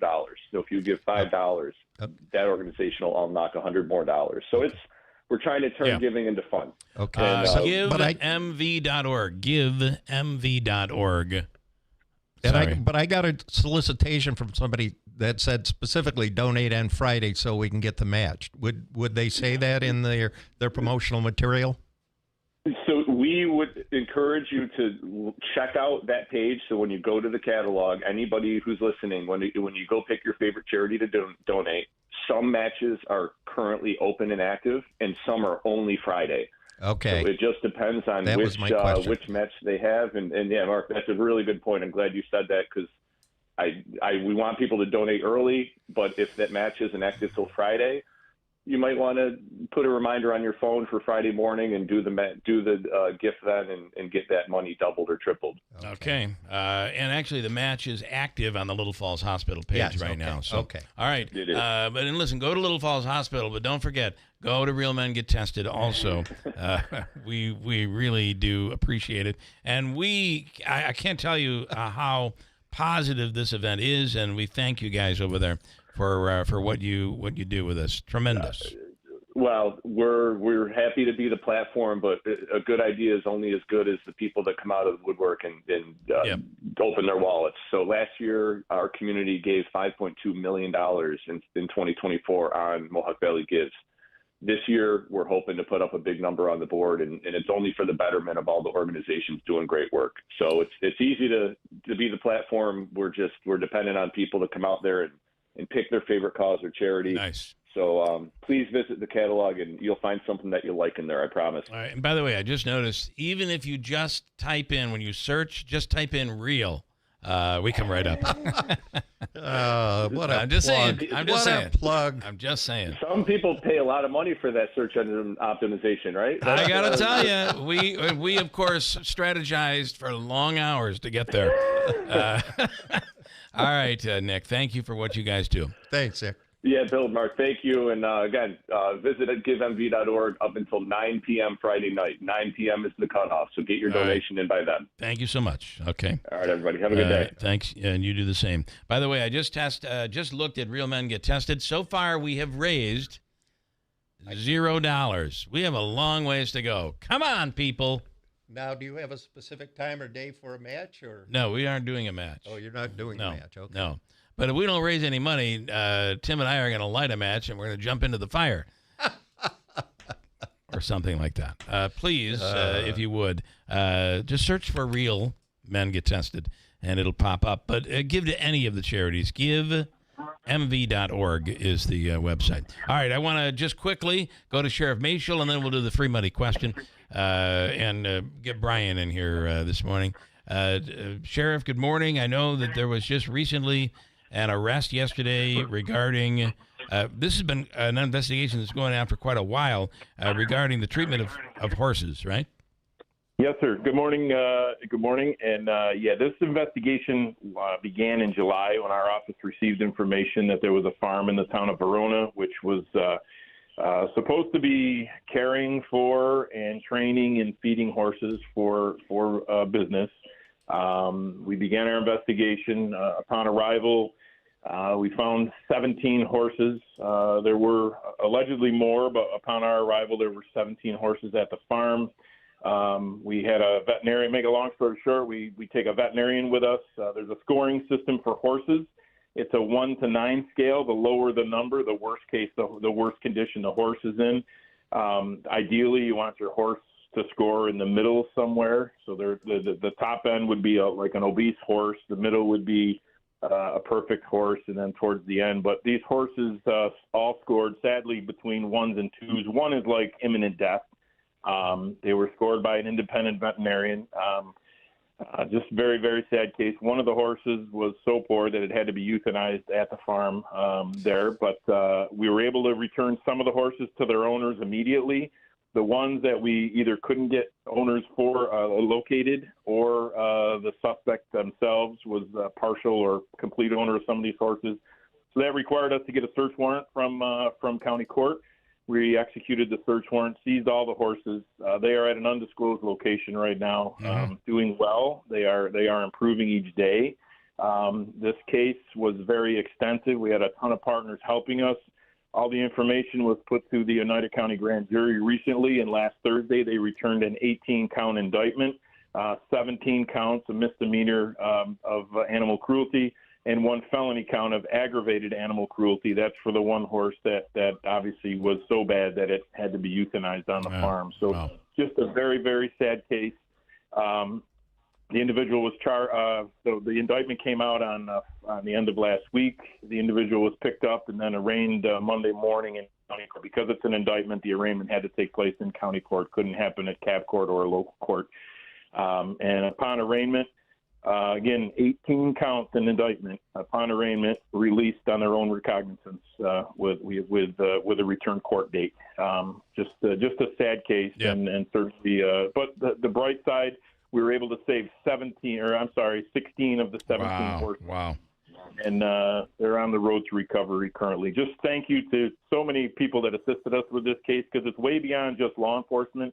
We had volunteers trucking horses. We had people providing feed for horses, local businesses providing feed, just a lot of people working together. The Rome Humane Society, Herkimer Humane Society, Rovers Do Over, just a lot of people helped law enforcement with this. It's a major case, and just very sad that things like this are happening in our community. Terrible. But you know what? Somebody saw something and they reached out, and that's really what makes the difference. And we say it all the time. If you see something, say something. You have an obligation. Absolutely. Sheriff, we appreciate the update and the work. Thank you so much. Sounds good, guys. Have a great day. Take care. You do the same, Sheriff Rob Mashel. Wow. Brian Miller, Assemblyman Brian Miller is in studio here this morning for one of the busiest 7 o'clock hours I've had in a long time, Brian. Good morning. Well, good morning, everyone. Yeah, it has been a busy. Lot going on. There's a lot going on. There's a lot going on everywhere. And hopefully you can hang for a little bit. And, absolutely. All right, we're gonna chat with you. Let's do Habaika's free money question. Caller number 3, Davey, 315-736-0186. We will do it next on WIBX.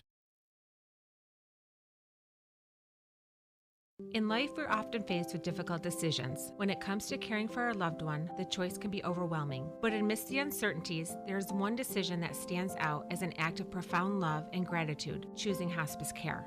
Hospice care isn't just about medical support. It's about honoring the journey of those who've given their all to their families. It's about providing comfort, dignity, and peace in their final days, surrounded by loved ones. Choosing hospice is a way to give back to someone who has selflessly given their life to others. At Hospice and Palliative Care, we understand the weight of this choice. Our compassionate team is here to guide you through every step of the journey, providing personalized care that respects the individuality and dignity of your loved one. When it's time to say goodbye, choose hospice care. Choose love. Choose Hospice and Palliative Care, serving Oneida, Herkimer, and Eastern Madison counties. Visit our website, hospicecareinc.org, or call 315-735-6484. When you need us most. Together, we can do more. On September 19th, our community will hold Mohawk Valley Gives, an online day of giving to benefit area nonprofits. Your Mohawk Valley Gives donation will help hundreds of nonprofit organizations meet our community's greatest needs, and every dollar counts. Join us on September 19th at givemv.org, and let's show everybody that Mohawk Valley Gives. Powered by the Community Foundation of Herkimer and Oneida Counties and Up Mobility Foundation. MV Gives is proudly sponsored by Staffworks and M&T Bank. I'm Matt Morgan of Morgan & Morgan. Your car steering wheel could be a ticking time bomb. At least 24 people have died and many more injured because their airbags fired shrapnel at them upon inflating. Tens of millions of cars have been recalled. If you suffered cuts that required stitches, hearing or vision loss, or broken bones, please contact us today. You could be owed money for medical bills and other damages. Morgan & Morgan. Visit us at badairbags.com for an office near you. Prior results do not guarantee a similar outcome. Celebrating 100 years. This is Keeler. WIBX 950 and 92.3 FM. Now back to the Keeler Show.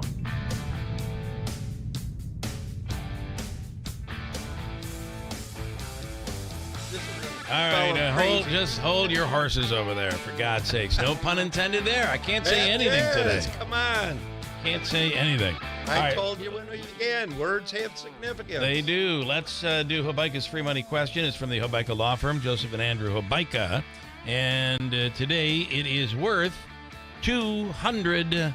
Let's see if I can get this thing to stop. And it does. On the line right now is Rick in Utica, ready to take a shot here this morning. Rick, good morning.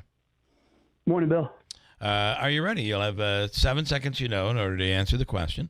And I got to get rid of this headache that Dr. Hall gave me first. Hang on. He gave you a headache. Well, don't take Tylenol, whatever you do. Or Advil. No, I don't plan on getting pregnant, so I'm okay. I got to tell you, the Advil thing bothers me because the minute Tylenol does not kill my headache. If I get a headache, Advil, it's gone. I don't know why. Really weird. What could cure your headache is lay off the sauce, would you? Okay, that might help. All right, Rick, you laugh, Rick. Come on, let's win here. Let's win. All right, this is a question that comes from the category music. Anything good there? Is that a good category for you? Sure. All right, music. Here is your question. What television show was the first to hit #1 on Billboard's pop charts? This happened in 1974. Ready? Go. 74. Oh, no. During the Kirshner's rock concert. Oh, you are freaking close. You are very, very close. The answer is a song that, for some reason, there was a reason they couldn't use the name of the TV show as their theme. So it was TSOP, The Sound of Philadelphia, which is better known as the theme to Soul Train. That was the first to become. Don Kirshner's rock concert was the other music show that was on at late at night there. So Soul Train was your answer. Pretty darn close. We'll give you the all-in-one food and fun card. It's $25 gift card. Good at upcoming Comets games, the Nexus Center, Taylor and the Cook, Aquavino, Babes, and the list goes on.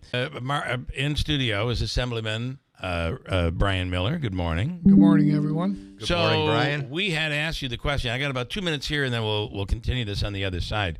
A lot of people are, and certainly the Republicans nationally are jumping on this story in New York City. You wouldn't expect a New York City mayor's race to become such a big national story, but it is, and Republicans are doing a great job of crafting it as this is where the Democrats are going, and the guy's name is Mondani. He is a self-proclaimed socialist, and you sit next to him in the Assembly. Well, I sit in the Assembly. He serves in the Real Property Taxation Committee with me. Yes, he is a socialist. Whatever they say about him, they're probably free. They haven't gone far enough. Yeah. Yeah. Will he win the mayor? I don't think there's any way that he's not going to win. The door's open for him right now. Yeah. And the governor's. How do you feel having to be rooting for? Save that Cuomo? answer. Save that answer there, Johnny Rocket. I got a break, and we'll continue with your answer on the other side of the break. From the Stanley Theater Studio, WIBX Utica, Rome. WIBX 950 and 92.3 FM, celebrating 100 years. He reportedly confessed I'm Dave Anthony, Fox News. That's a big story before the suspected Charlie Kirk assassin Tyler Robinson goes to court today to face murder and other charges. In messages obtained by the Washington Post from an online group chat, the suspect told a group of about 30 people, "Hey guys, I have bad news for you all. It was me at UVU yesterday. I'm sorry for all of this. I'm surrendering through a sheriff friend in a few moments. Thanks for all the good times and laughs. You've all been amazing." We know the suspected killer also told at least a couple of people about his plans prior to the shooting. Fox's Garrett Tenney at the Utah County Jail. Attorney General Pam Bondi just posted on X, hate speech that crosses the line into threats of violence is not protected by the First Amendment. Adding, for far too long, the radical left has normalized threats and shared political violence. That era is over, and some could face a crackdown. Antifa isn't any one group. It's an umbrella term for supporters of a far-left movement opposed to what they see as far-right fascism. President Trump's asked by a reporter, does Charlie Kirk's assassination create an opportunity to label it as a domestic terrorist organization? I would do that 100%, and others also, by the way, but Antifa is terrible. And he says again the Justice Department could bring racketeering charges against those groups' financial supporters. Fox's Chris Foster. The president said that while announcing a new federal crackdown on crime in another city, like what he did in Washington, sending National Guard troops and federal agents to Memphis, Tennessee, supported by the Republican governor. He wants to go to Chicago next, but the Democratic Illinois governor doesn't want that. Chicago's a great city, and we're going to make it great again very soon, and I think we can do that despite the tremendous size. Well, the president also announced the military blew up a second boat in 2 weeks off the coast of Venezuela, suspected of transporting illegal drugs to the U.S. 3 people were killed. And later this hour, President Trump will leave the White House and head to London for a second state visit after one in his first term, and include meetings with King Charles and the British Prime Minister. America's listening to Fox News. Are you living with dry AMD? If so, you could be on the road to geographic atrophy, or GA, a condition that leads to retinal cell death and permanent vision loss. But with Izervay, you can slow it down and get it going slower. Izervay slows GA progression by targeting a key source of retinal cell death, which may help preserve your vision longer. Izervay, or Avastin Capted Pagel, is a prescription eye injection used to treat GA. Don't take it if you have an infection or active swelling in or around your eye. Izervay can cause eye infection, retinal detachment, or increased risk of wet AMD. Izervay may temporarily increase eye pressure. Your vision may be impaired after an eye injection or exam. Don't delay. Ask your doctor about Izervay today. Izervay gets GA going slower. Visit Izervay.com. That's IZERVAY.com. Paid for by Astellas Pharma. The UN Human Rights Council is calling out Israel after a new inquiry concludes it's carrying out a genocide against Palestinians in Gaza, which Israel calls distorted and false as it ramps up its new offensive against Hamas in Gaza City. After weeks of preparing for an increase of force, we are seeing this new ground offensive begin in Gaza. It was a night of heavy strikes overnight. The IDF says that it has started this new early phase of its ground offensive in Gaza City. The city's hospital today has reported 20 deaths and as many as 90 wounded. The IDF says the number of ground forces will rise in the coming days as they warn civilians to head south. Defense Minister Israel Katz today says the IDF is using an iron fist and that Gaza City is burning. That's Fox's Alex Hogan. Secretary of State Marco Rubio left Qatar today, where he went after a 2-day visit to Israel. Rubio urged the Qataris to keep up a push for a Gaza ceasefire, despite the simmering anger over last week's Israeli airstrike in that country targeting Hamas. The Federal Reserve is about to start a 2-day meeting assessing the economy, expected to lead to an interest rate cut tomorrow. And Fed Governor Lisa Cook will be at the meeting.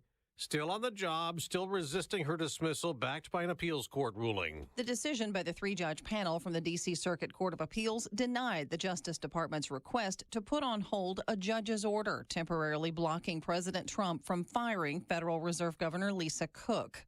Cook, who was appointed by President Biden, has been accused of mortgage fraud, a charge she denies. It's the first time a president has tried to fire a member of the Federal Reserve Board since the central bank's founding in 1913. Tanya J. Powers, Fox News. Stephen Myron will also be at the Fed meeting the day after the Senate confirmed the chair of the White House Council of Economic Advisors as a Fed governor.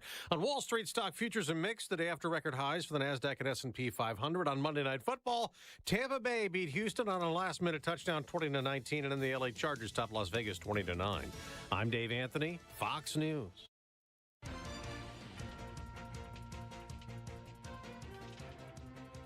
Here's the latest from the WIBX newsroom. I'm Doug Callan. Governor Hochul is speaking out against a recent immigration and customs enforcement raid in Cayuga County. In Syracuse yesterday, Hochul called that raid on the nutrition bar confectioners in Cato September 4th both cruel and un-American. Dozens of factory employees were detained, and some ended up being deported to Guatemala in less than 3 days. Federal prosecutors would reveal last week why this business was targeted. A Central New York horse stable owner is in some legal trouble after being accused of animal cruelty. According to authorities, Misty Carey, who operates MC Stables, is facing both felony and misdemeanor charges. MC Stables boards, trains, and race horses, and deputies began searching the property back in July after receiving reports of malnourished animals. The horses have already been removed, and Carey pleaded not guilty during a arraignment yesterday before being released. A Utica man was arrested early Sunday morning after a fight along the 1500 block of Elm Street. Police say they arrested 30-year-old Dashir Jackson of Utica and charged him with attempted assault in the first degree and criminal possession of a weapon in the second degree. They say their investigation is continuing. A 33-year-old man from Richfield Springs has been arrested and charged with 3 counts of promoting the sexual performance of a child, a Class D felony, following an investigation. The 33-year-old man was in Herkimer, according to police. Their investigation started back on May 7th. According to authorities, they arrested 33-year-old Joseph P. Fodor of Richfield Springs. Fodor was arraigned in Little Falls City Court and remained on $15,000 cash bail or $30,000 bond. And New York State Police are investigating a 2-vehicle crash on Stone Road in the town of Winfield Sunday afternoon. According to troopers, 35-year-old Michael T. Bisak of Utica was driving an SUV when he allegedly turned onto Stone Road, colliding with a van driven by a 38-year-old Worcester man.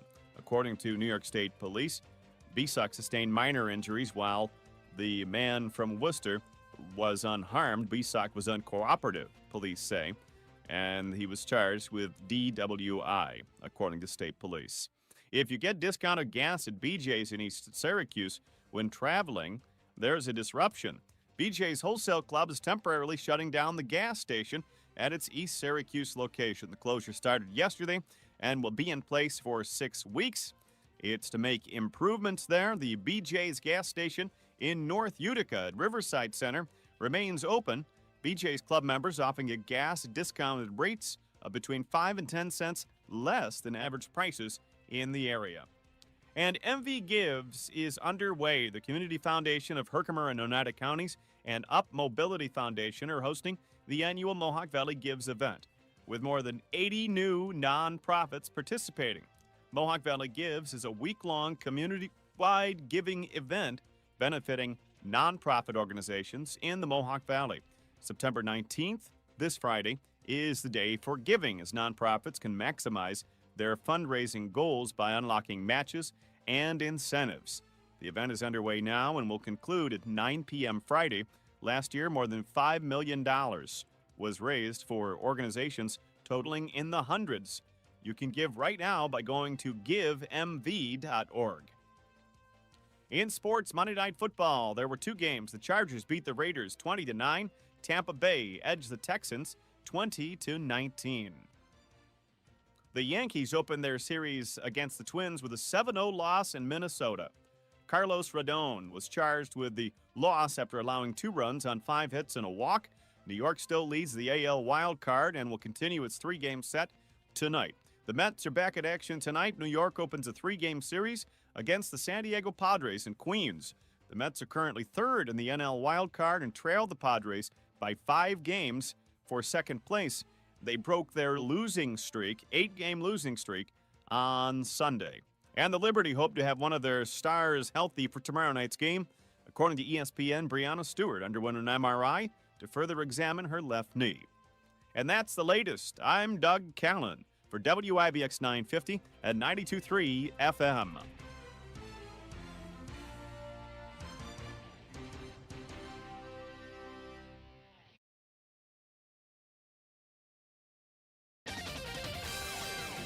We are enjoying some outstanding weather here as we continue to push on through the next several days. Warm temperatures expected.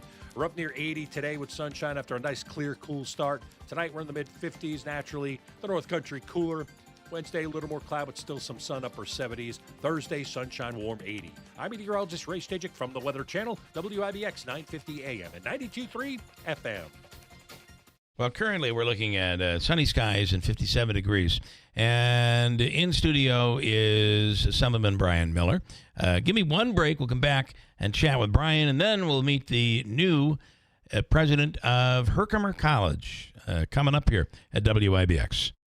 When it comes to the ones we love, their comfort and dignity matter most. That is why hospice and palliative care is here for you. When you want your loved ones' wishes to be honored, when you want them to be comfortable, safe, and secure, and when you want them to be wherever they call home, hospice and palliative care is the right choice. Our team of professional doctors, nurses, social workers, and bereavement counselors are dedicated to providing compassionate care every step of the way. At hospice, your loved one is not alone, and neither are you. We are just a phone call away, ready to support you through this journey. Choose Hospice and Palliative Care, serving Oneida, Herkimer, and Eastern Madison County for the comfort and dignity your loved ones deserve. For more information, visit our website, hospicecareinc.org, or call us today at 315-735-6484. Hospice and Palliative Care, Middle Settlement Road, New Hartford, serving Oneida, Herkimer, and Eastern Madison counties. When you need us most. Looking to fall into savings with a reliable ride without the brand new price tag? Then it's time to harvest the deals at Steep Pawnee Chevrolet in Herkimer. Check out their Car Bravo certified pre-owned vehicles, perfect for autumn adventures, from leaf-peeping road trips to crisp morning commutes. Every vehicle comes back by a certified warranty and low financing options, so you can drive with confidence through every season. Right now, qualified buyers can lock in cozy fall rates as low as 3.9% for 36 months on top models like the Chevy Blazer, Cruze, Equinox, Malibu, Trailblazer, and Trax. At Steep Pawnee Chevrolet, their family-owned team makes car buying simple, stress-free, and neighborly. You'll drive away warm, confident, and covered in a Car Bravo certified pre-owned vehicle. But don't wait. These fall savings won't last past September 30th. So gather the family and head to Steep Pawnee Chevrolet, where it's always easy to do business. Visit us on State Route 28 in Herkimer or online anytime at steeppawneechevy.com. All taxes and fees additional. Customer must qualify for top tier credit through GM Financial. See salesperson for details. This message comes from Viking, committed to exploring the world in comfort. Journey through the heart of Europe on an elegant Viking longship with thoughtful service, destination-focused dining, and cultural enrichment on board and on shore. With small ships that bring travelers closer to the destination, there's more time to explore. And every Viking voyage is all-inclusive, with no children and no casinos. Discover more at Viking.com. Together, we can do more. On September 19th, our community will hold Mohawk Valley Gives, an online day of giving to benefit area nonprofits. Your Mohawk Valley Gives donation will help hundreds of nonprofit organizations meet our community's greatest needs, and every dollar counts. Join us on September 19th at givemv.org, and let's show everybody that Mohawk Valley Gives. Powered by the Community Foundation of Herkimer and Oneida Counties and Up Mobility Foundation. MV Gives is proudly sponsored by Staffworks and M&T Bank. This is Keeler in the Morning. WIBX 950 and 92.3 FM.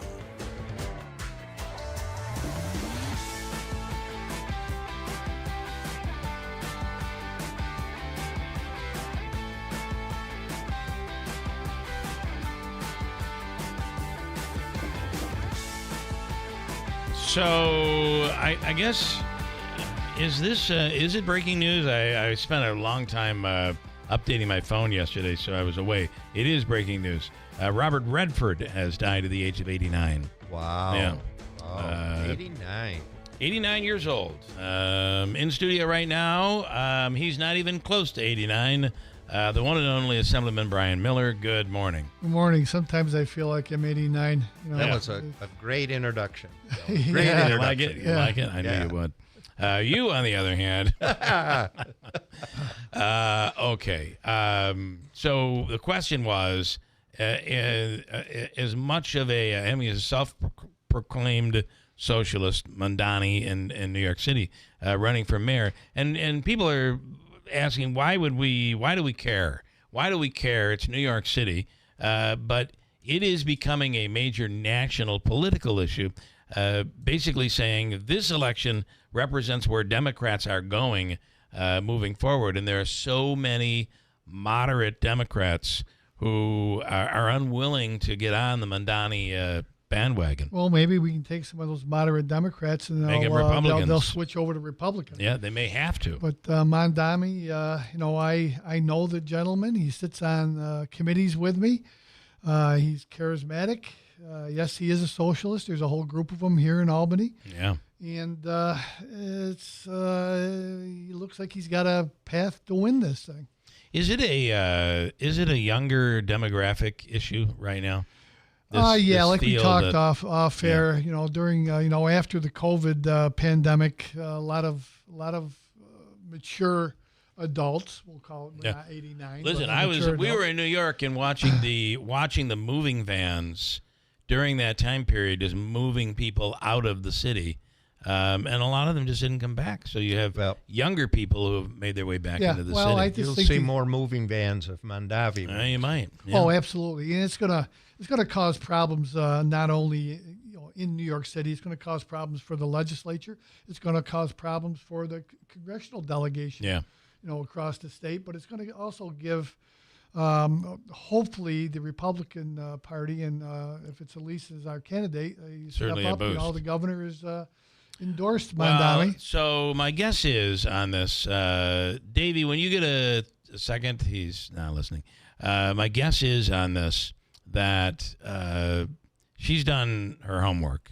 Her campaign has done its homework, and my guess is they feel that the numbers are so big in New York City, those progressive Democrat numbers, that it benefits her to make this endorsement. I'm really surprised she made the endorsement. Well, you're absolutely right. The numbers have been crunched. Just jumped on it. The numbers have been crunched. Davey, I need you.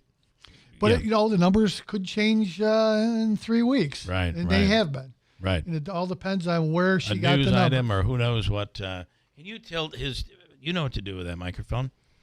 He's going to adjust your mic just a little bit. Now, remember, he's looking at me. Therefore, nope, wrong way. The opposite. All the way. Yep. Even more. Turning perfect. Typical politician talking out of the other side of his mouth. On this case, the other side of the Thanks, microphone. Mark.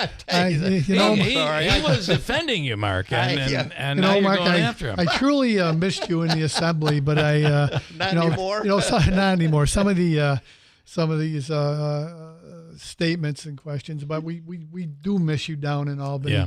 When I first went to Albany, Mark was, I don't know if he was assigned to be my big brother, and I don't know if that was a mistake, but Mark was my big brother, showed me the ropes down there, and I really, we made a great friendship. We did a lot of things together, and we really miss him. Yep.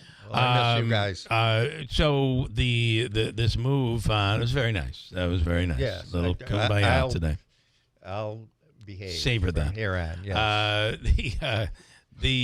So all of the legislation, these things, it's the state, our state structure has completely changed so dramatically in the last 10 years, really, 7 years, since Democrats have complete control. Right. Oh, absolutely. And we are not backing away from electric mandates.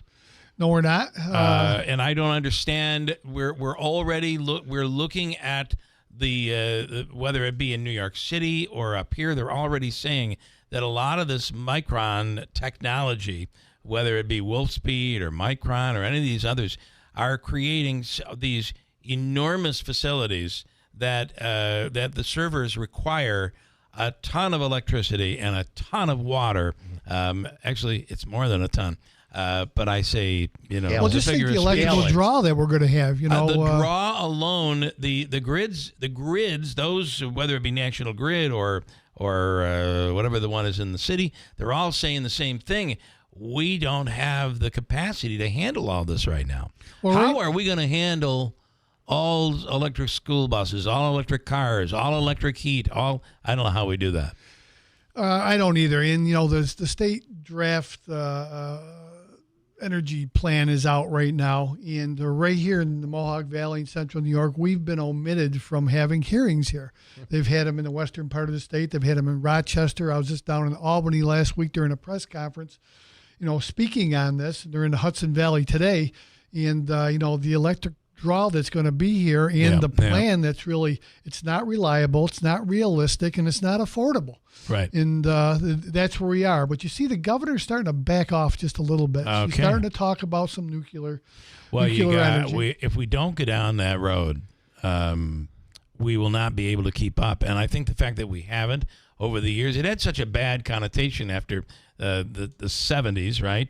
The danger of in reality, nuclear is probably one of the safest options. Oh, absolutely. Yeah. And we, as a senator, and Senator Griffo, and we all talk about having a diverse energy portfolio. Yeah. That's exactly what we need.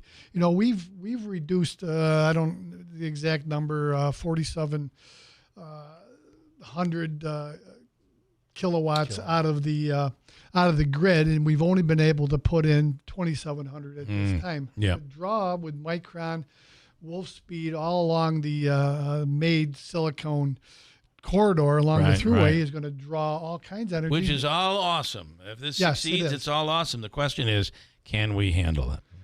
And what are we going to do to make sure we can? We can't handle it. Yeah. And, we talk about affordability, and our office gets called every day. Yesterday we had calls from, a lot of seniors are calling. Their electric bills are going up astronomically. I'm shocked at the increase in the electric bill.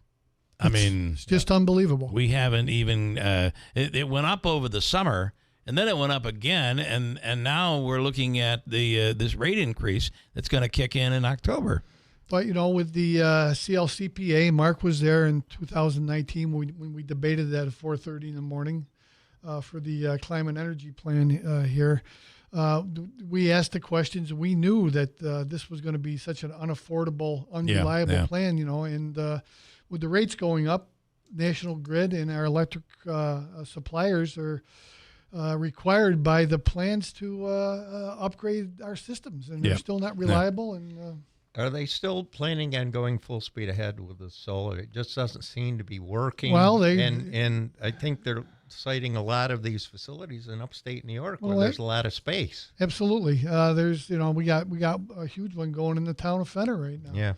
But they with the there are already a lot of them out there. There are a lot of them out there, and they're enormous. And that is almost always taking away sun-lit, fertile farmland. Yep. Well, let's just think about Chobani going to be here. I was just down at Chobani down in New Berlin yesterday at a hunger coalition down there, and they're going to need hundreds of thousands of pounds of more milk and more crops, and this agriculture is the number one industry here in New York State, and we have the producers here, and solar farms aren't farms. We're going to have to produce more more milk.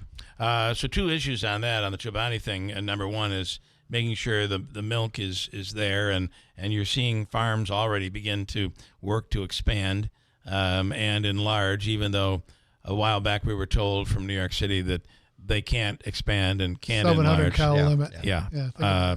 And then the other issue is going to be housing, because there will be more people here, and as a result, we're already shorthanded when it comes to housing. So what's the answer? People leave. There should be some. I don't know. We were just talking to Mark about some affordable housing up in Newport. You know? So we'll get it done. You'll get it done. Yep. All right. Anything else you want people to know? And Albany is just. Well, Albany's. It's since I've been there, the budget's gone up $104 billion, and it's not on my responsibility. Right. On all these budget increases. And, we have to prioritize what we do. Now I'm the ranker on the Transportation Committee. And as we drive all over New York State, we need to invest more in our local roads and bridges. Yeah. So, and if you have free buses in New York City, you're going to have to deal with that. Well, we're going to, it's going to be all crazy. But and grocery stores. You'll have many grocery stores that are government run. You know, it's now again. What is communism? Control over. Will you just please, please, go just read the history book, and then I don't need to answer the question. The books are out there.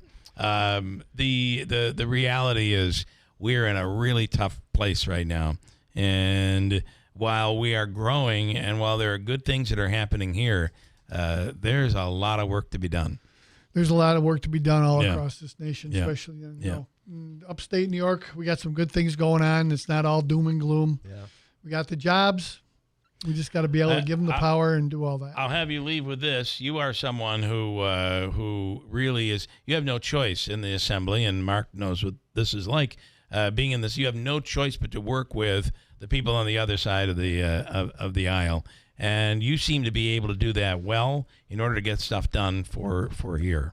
Well, there's compromise, and we got to be able to advocate for our cause. Yeah. And it's not just you were talking about debate earlier. It's not win or lose. We got to come up with a plan that's going to work. Yeah, that's what we got to be. And that probably takes conversation as opposed to arguing back and forth, or just someone accepting the fact that even though they're in the majority, they have an entire state to think about, and this upstate plays a major role.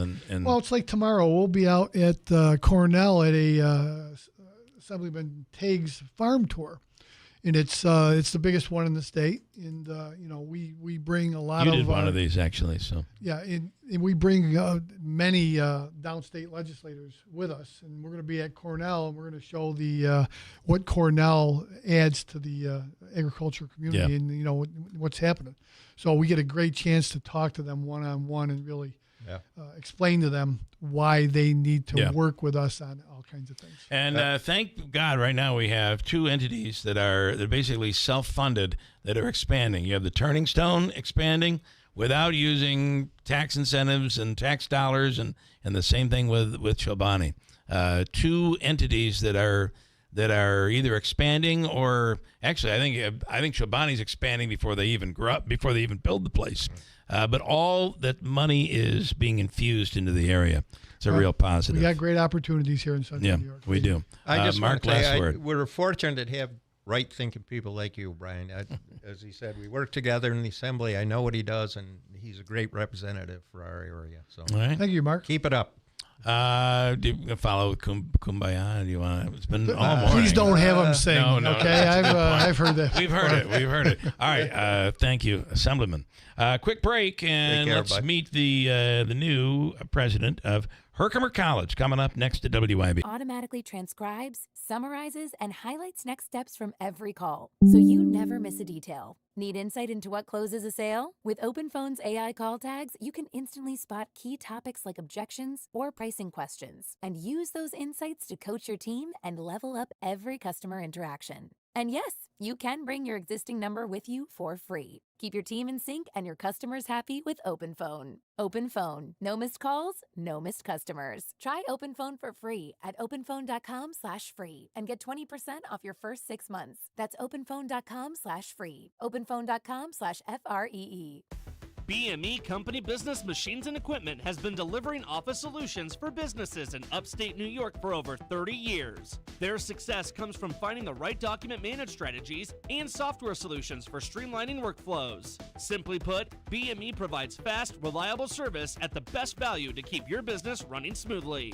Through BME's strategic partnership with Hummel's Office Plus, they distribute supplies for just about every machine in your office at a great price. BME welcomes the opportunity to serve your business, selling, leasing, and service in Canon and Kyocera devices, as well as FP mailing solutions. An important part of BME's culture is supporting the communities they're fortunate to work in, and BME recognizes that support is one reason for their success. The future of business in BME's area is encouraging, and the company is grateful to be a part of that growth. Call BME Company at 315-574-8200 or visit bmecompany.com. BME Company Office Solutions. Made simple.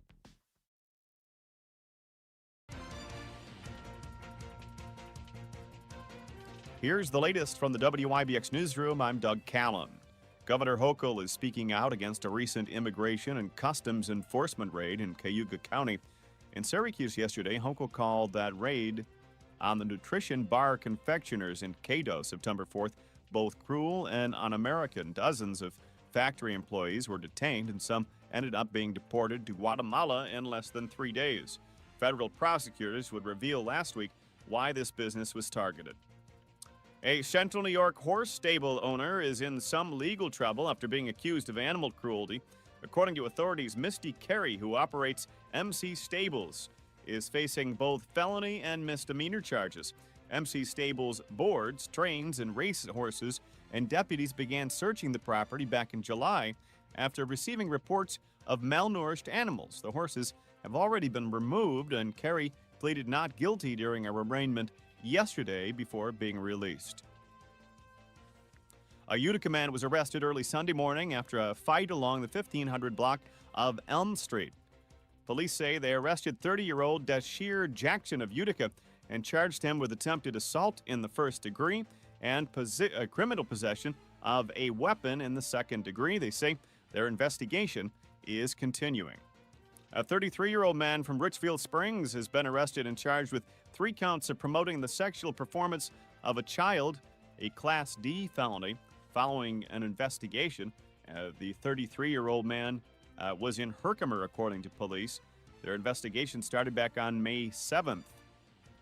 According to authorities, they arrested 33-year-old Joseph P. Fodor of Richfield Springs. Fodor was arraigned in Little Falls City Court and remained on $15,000 cash bail or $30,000 bond.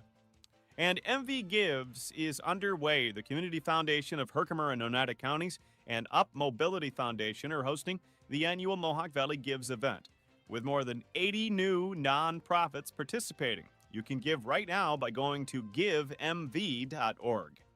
And that's the latest. I'm Doug Callan for WIBX 950 at 92.3 FM.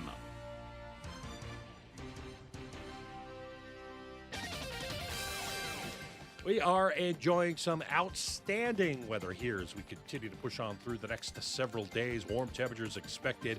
We're up near 80 today with sunshine after a nice, clear, cool start. Tonight we're in the mid-50s naturally. The North Country cooler. Wednesday, a little more cloud, but still some sun, upper 70s. Thursday, sunshine, warm 80. I'm meteorologist Ray Stajic from the Weather Channel, WIBX 950 AM and 92.3 FM. All right, currently we have sunshine, and man, another beautiful day on the way. Currently it is 57 at WIBX. Celebrating 100 years.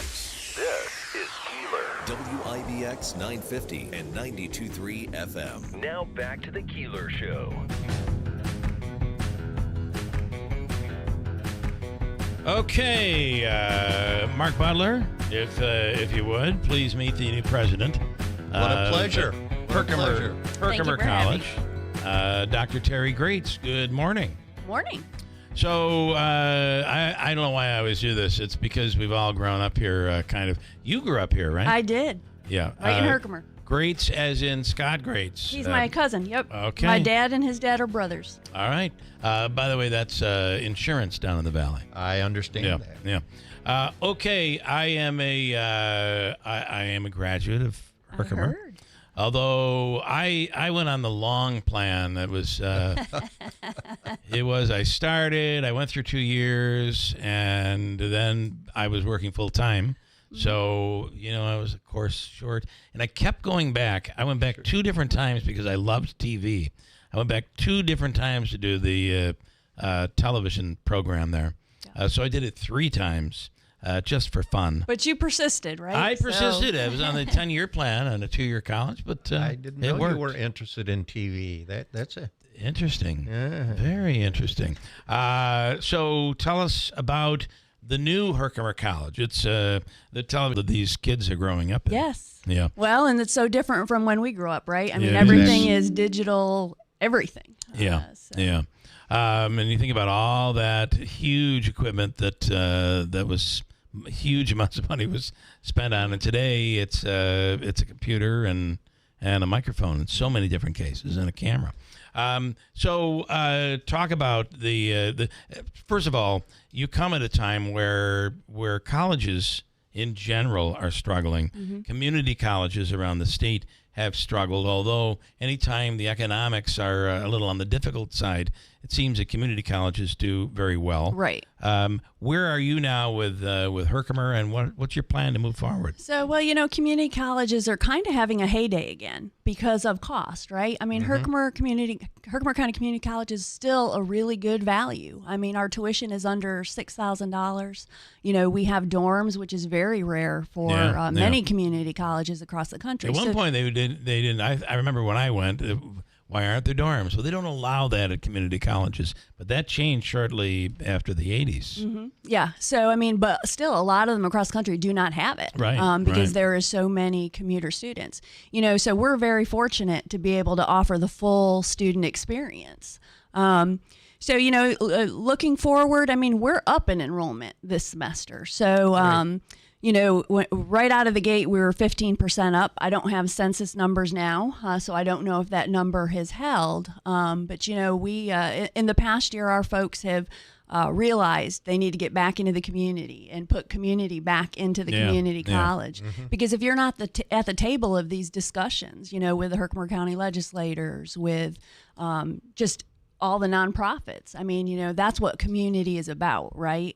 We all have to work together to get these students through what their goal is, whether that be they just want to take a few courses, whether they just want to come for the summer, or whether they want the full experience. Herkimer's here to help.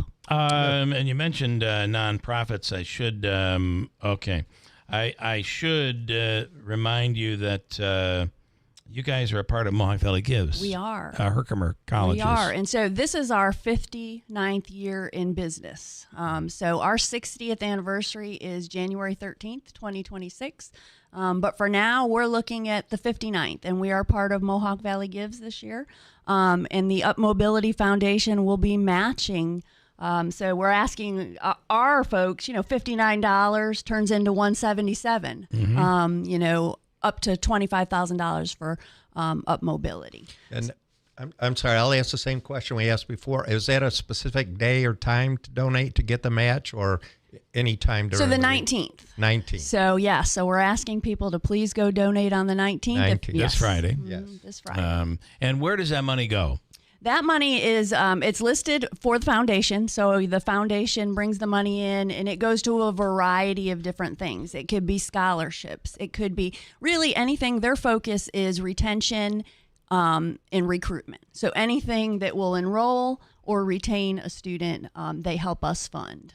It is interesting because Herkimer's athletic program has been phenomenal. We're and a powerhouse. The number of national championships, it's really been successful, and yet it's still a school that really we didn't invest a lot. And like sometimes when the bus takes them off to an event, it may be the coach who's driving. It may be so. I think there's room for that, and I'm assuming the foundation can help in that regard. Yes, the foundation does help with athletics. And right now we have a huge capital campaign going on where all of our locker rooms and everything, that's all being redone. Our baseball field, our softball field. All of the parking lots, which desperately needed help. And so we're halfway through that project, and actually we're even paving the hill up to the college. Oh, that's so it is a large investment, $29 million, and we will have phenomenal facilities when this is done. By the way, if you wanted to give to Herkimer College, are we going back to Herkimer County Community College? It's interesting that you asked that. For me, we are a county college and we are a community college. And when you remove the community from it, we've seen the decline in enrollment for a decade. And a large part of that is not being out in the community and working with your partners. So for me, I'm still going to call it HCCC. We never formally changed the name legally. And if you look at a lot of our advertising, it has both. The emblem has HCCC, but it says Herkimer College. I like that. So you're like the Cracker Barrel of community colleges right there. So, I'm here to say we're about the community. Yes. GiveMV.org is the website, and if you would, give to Herkimer County Community College. And also, while you're giving to them, Real Men Get Tested for Cancer is also a great option. Just search REAL there. That's givemv.org. And then Herkimer always had certain programs that were spectacular, and radio and television at the time. Yes, and let's tourism. If I can, let's just be honest. The industry has changed so much, and has as we're really kind of reinventing how we get our content today. And you're seeing a struggle for newspapers, radio, and television today. So it's not like you guys just went willy-nilly and made a move there. No. It's probably a move that the market drove. So if I were travel and tourism was always big, criminal justice. What are the big key programs? So right at now, Herkimer? I don't know if you've heard of the SUNY Reconnect. And so the state is funding for adult learners age 25 to 55 that if you go into one of the high demand fields that they've identified, it's completely free for you, including books and everything. So that has changed, some of our popular programs. I mean, so like cybersecurity, nationally we know there's a huge shortage of that. And so we saw a huge bump in adult learners for cybersecurity, quality assurance. Some of the medical fields, still one of our great programs is physical therapy assistant, right? Phenomenal program in upstate New York. Yeah. And so we're going to see a shift in that because of the free money from SUNY. The other part is, go ahead, Mark. Would they consider bumping that upper limit 55 a little higher? That I haven't heard of. I did hear that they will reassess annually what programs are available. So there may be new ones coming in the pipe. I got to say though, if you're 50, 48 years old, or you're in your 40s or 50s, even 60s, even 80s. I'm kidding. But the reality is, if you've lost that, we saw it with Remington. If you've lost that job that was you were able to support your family, you had the benefits that you needed, whatever that job may be, to go back out into the workforce, it becomes very difficult. It does. And you have to retool. You got to retool, and this gives you, and it's really what community colleges are meant for. Exactly. Yeah. So adults, there's an opportunity there for adults. And how competitive do you feel your programs are to be able to bring students in from around the region and Herkimer County students to say, my first 2 years are going to be at Herkimer. Right. And then to bring in from even beyond, which I know Herkimer has done. Well, I think we're very competitive and we're very attractive because, number one, we're up on the hill. Look at the beautiful views. That is the one thing, when we had move-in day, that was the one thing that parents who had never been there was like, wow. Yeah, it's right? beautiful. It's beautiful up there. We have phenomenal faculty. We have a lot of boutique programs that aren't offered at other places. Again, housing. So we're very attractive from that point. But we were one of the first community colleges in the country to go online, particularly in New York, right? So we have what is called the Internet Academy, and we have solid online programs for all types of learners. Some students just can't come, or they're working and they're raising a family, or they're in that sandwich generation like a lot of us. So we have a lot of different opportunities for student. Just look at our website. Right. Give us a call. I also think that we are extremely unique in that we have two community colleges very close to each other. Are you considering working with MV to, if you're both going after the same curriculum, you're going to dilute your potential student body.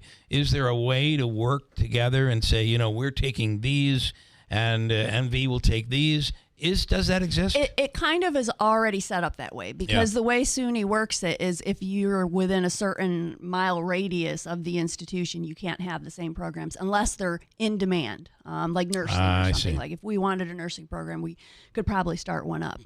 I met with Randy, the president of MV, last week. I don't see us as in competition. I see us as the Mohawk Valley. Right. That we are one, and he'll get some wins, we'll get some wins, but together we can provide a solid education for the citizens of the Mohawk Valley. Athletically, you've both been getting some wins lately, by the way, which is really good. I listen. It is I like the fact that you're going back to the origins of community college and how the college is supposed to react to the community when there's a need for employment. Yep. And, we have a whole tech world that's beginning to enter in at the same time. Chobani coming in. Yes. You have so many different opportunities. It does change the what you need in terms of expertise for your workforce. Mm-hmm. Correct. For me, the majority of my job is being out in the community, seeing what the need is and connecting the dots with what we could provide, or getting with Randy, what can you provide? Right. Those sorts of things. So it's very important to me. It was very important coming home.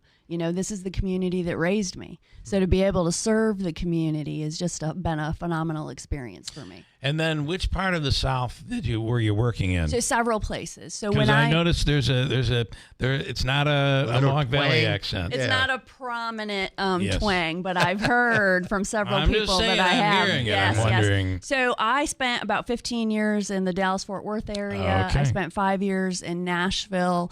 I spent 5 years overseas. So it's I've been a little bit of everywhere. Wow.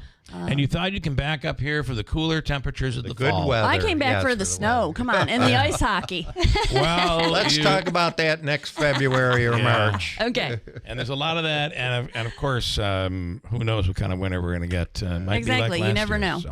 All right, really great stuff. Dr. Terry Grates, thank you very much. Thank you. Glad Thank you for having me. You're back home. Yes. And I wish you the best with Herkimer. Thank you so much. Quick break, and we'll come back at WIBX.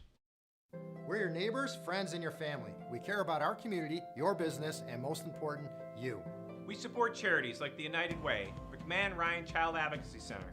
We are the members of IBEW Local 43 and NECA Contractors. You don't just see our work, you live it. From the JMA Wireless Dome, hospitals, schools, and city buildings, the IBEW is part of the community. Central New York's future is bright, and the IBEW Local 43 and NECA will continue to help light, power, and grow Central New York. Beautiful woodwork adds warmth and charm to any kitchen. But years of use can leave your cabinets worn and faded. When you call Enhance, we'll make your cabinets as good as new again in as little as 1 day for a lot less than you'd pay for traditional refinishing or replacements. Whether you want to renew your cabinet's original finish or completely change their color, just tell us the look you want and we'll help you get it. Or bring your hardwood floors back to life.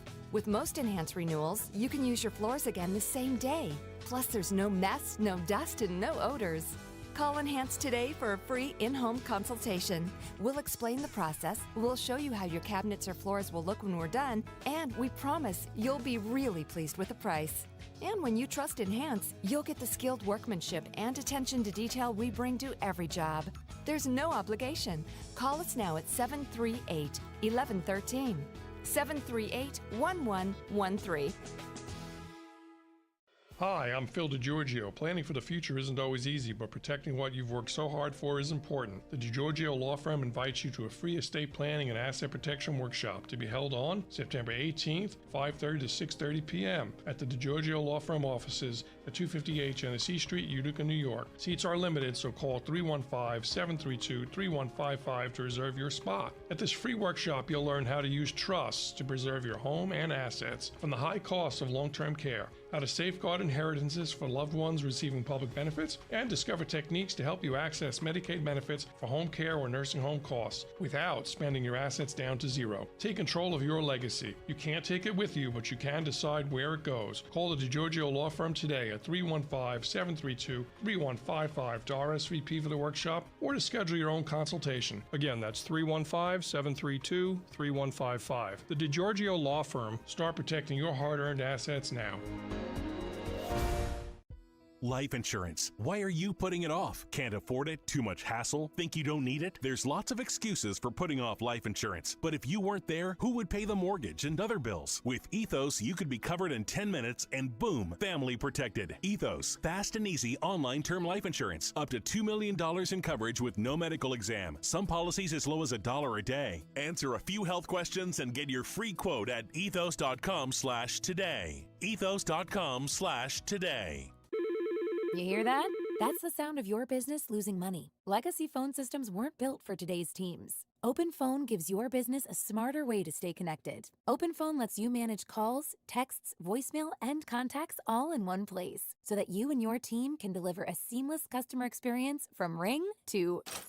Need to take calls on the go? Open Phone automatically transcribes, summarizes, and highlights next steps from every call, so you never miss a detail. Need insight into what closes a sale? With Open Phone's AI call tags, you can instantly spot key topics like objections or pricing questions, and use those insights to coach your team and level up every customer interaction. And yes, you can bring your existing number with you for free. Keep your team in sync and your customers happy with Open Phone. Open Phone. No missed calls, no missed customers. Try Open Phone for free at openphone.com/free and get 20% off your first 6 months. That's openphone.com/free. openphone.com/FREE. This is Keeler in the morning. WIBX 950 and 92.3 FM.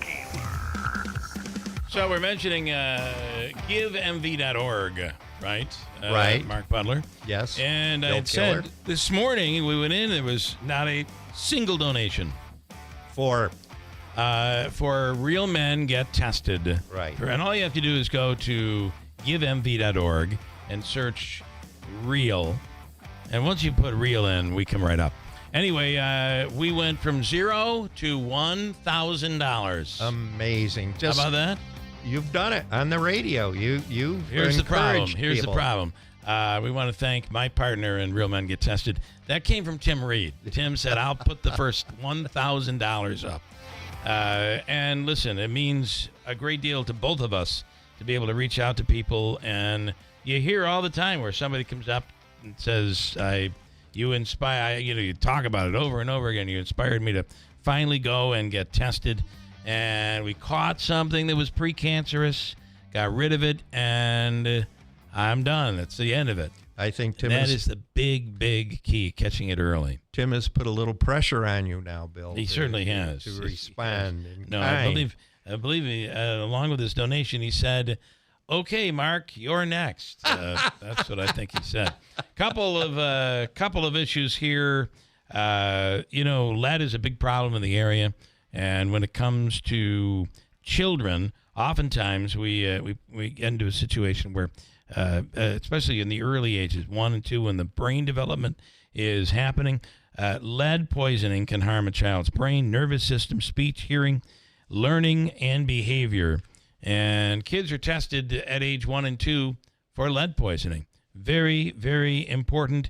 It could just be lead paint on a door that actually just the friction puts the particles in the air, and it can cause a lead poisoning issue. Up to $30,000 is available for landlords, homeowners, renters.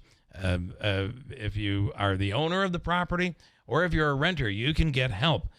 Call Lead Safe Utica, 315-724-4197, or go to their website, leadsafeutica.com. As we said, homes built before 1978 are almost always filled with lead. Can you do that phone number again, Bill? Yep, I can do that. It is 315-724-4197. Okay. And there is help out there. The people at Falcon Clinic in Washington Mills want you to know they'll begin at some point soon accepting new patients. But right now, they've had such an inundation that they put a pause on that, and they're looking for a new provider. And they're hoping that comes sooner rather than later, and they'll be making an announcement hopefully soon that they're accepting new patients again. They do a tremendous job as the area's premier osteopathic medical clinic, and they will be accepting new patients again sometime soon. You certainly could reach out to them and express your interest. And if you need work done on a foundation or any masonry work, concrete work, it's Brank Construction. 315-894-3481. Old stone walls, block walls. If you're seeing an erosion or a crumbling of your foundation, you want to fix it before winter. Call Brank, and by fixing it, It's much cheaper than replacing it. Call them today at 315-894-3481.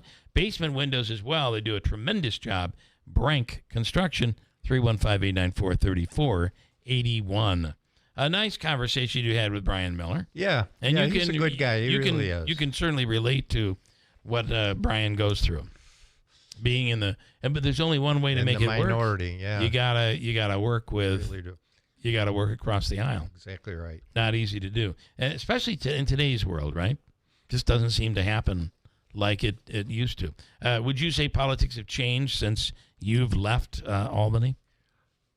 It's been a while. I really don't follow that much what's going on down there, other than going down and begging for money.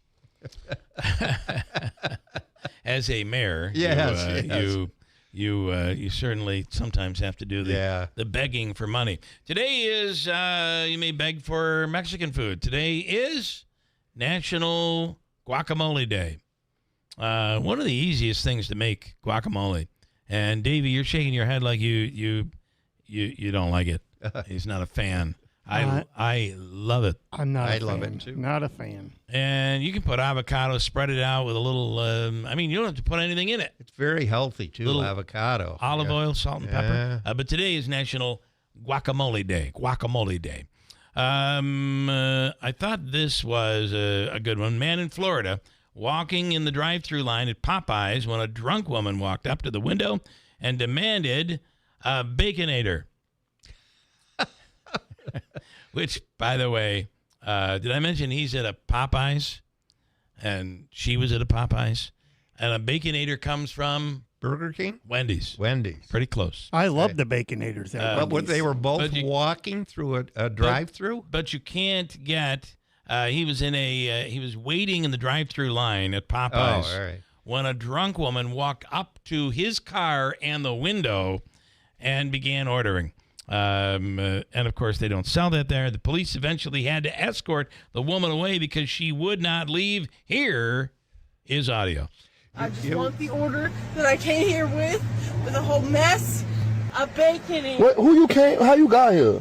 You walked from where? I walked here. You want to give me a fist bump for waiting 15 minutes? Where you from? You not from around here. I'm from California. They better give you food. Amen. Yeah, that's right. They got to give you food. I just want my Baconator meal. That's all I care about. What are you doing? Okay. She ends up getting arrested. Let's go. Let's go. Did I hear a line in there where she said, "I'm from Utica"? No. I thought you were going to say Newport. It could have been. It very well could have been. Listen, that's it. Mark, thank you as always. We appreciate it. It was a pleasure, Bill. Beth Irons I think Manaski will be in tomorrow, okay. I believe. I hope I didn't dig too deep there. And a couple. Oh, you're a deep digger. You are a deep digger. River Hills Properties continues to be the fastest growing real estate company here in Central New York, and it's all about the services that they provide. River Hills has offices in Barneveld, Little Falls, Copenhagen, and Newport. Yeah, there you go. They have at the top of the hour. And, of course, coming soon to Rome in Utica. And they have a beautiful office with a whole team ready to take care of people down on the Gulf Coast of Florida, Sarasota, Naples, Marco Island. Remember, nobody sells homes like River Hills Properties. And when we say services, it's the fact that on day one, when you decide you're going to sell your home, your listing agent takes over and really works with you and helps you and lowers that stress level and makes the process that much easier. Reach out today, 315-896-1009. Remember, nobody sells homes like River Hills Properties. News is next, then Kilmeade. Together, we can do more. On September 19th, our community will hold Mohawk Valley Gives, an online day of giving to benefit area nonprofits. Your Mohawk Valley Gives donation will help hundreds of nonprofit organizations meet our communities. From the Stanley Theater Studio, WIBX Utica, Rome. W295EI. WIBX 950 and 92.3 FM. Celebrating 100 years. This is a Fox News alert. A Hollywood legend has died. I'm Dave Anthony. Actor and Oscar-winning director Robert Redford died in his sleep overnight at his home in Utah. His career as one of Hollywood's leading men spanned more than 6 decades, and his biggest films include Butch Cassidy and the Sundance Kid, All the President's Men, The Sting, The Way We Were, and The Natural. I remember signing a contract to play ball, not to be put to sleep by some 2-bit carny hypnotist. I won't do that. You're going down. It took me a long time to get here, Pop. I won't do it. I can't. He won an Oscar for directing 1980's Ordinary People.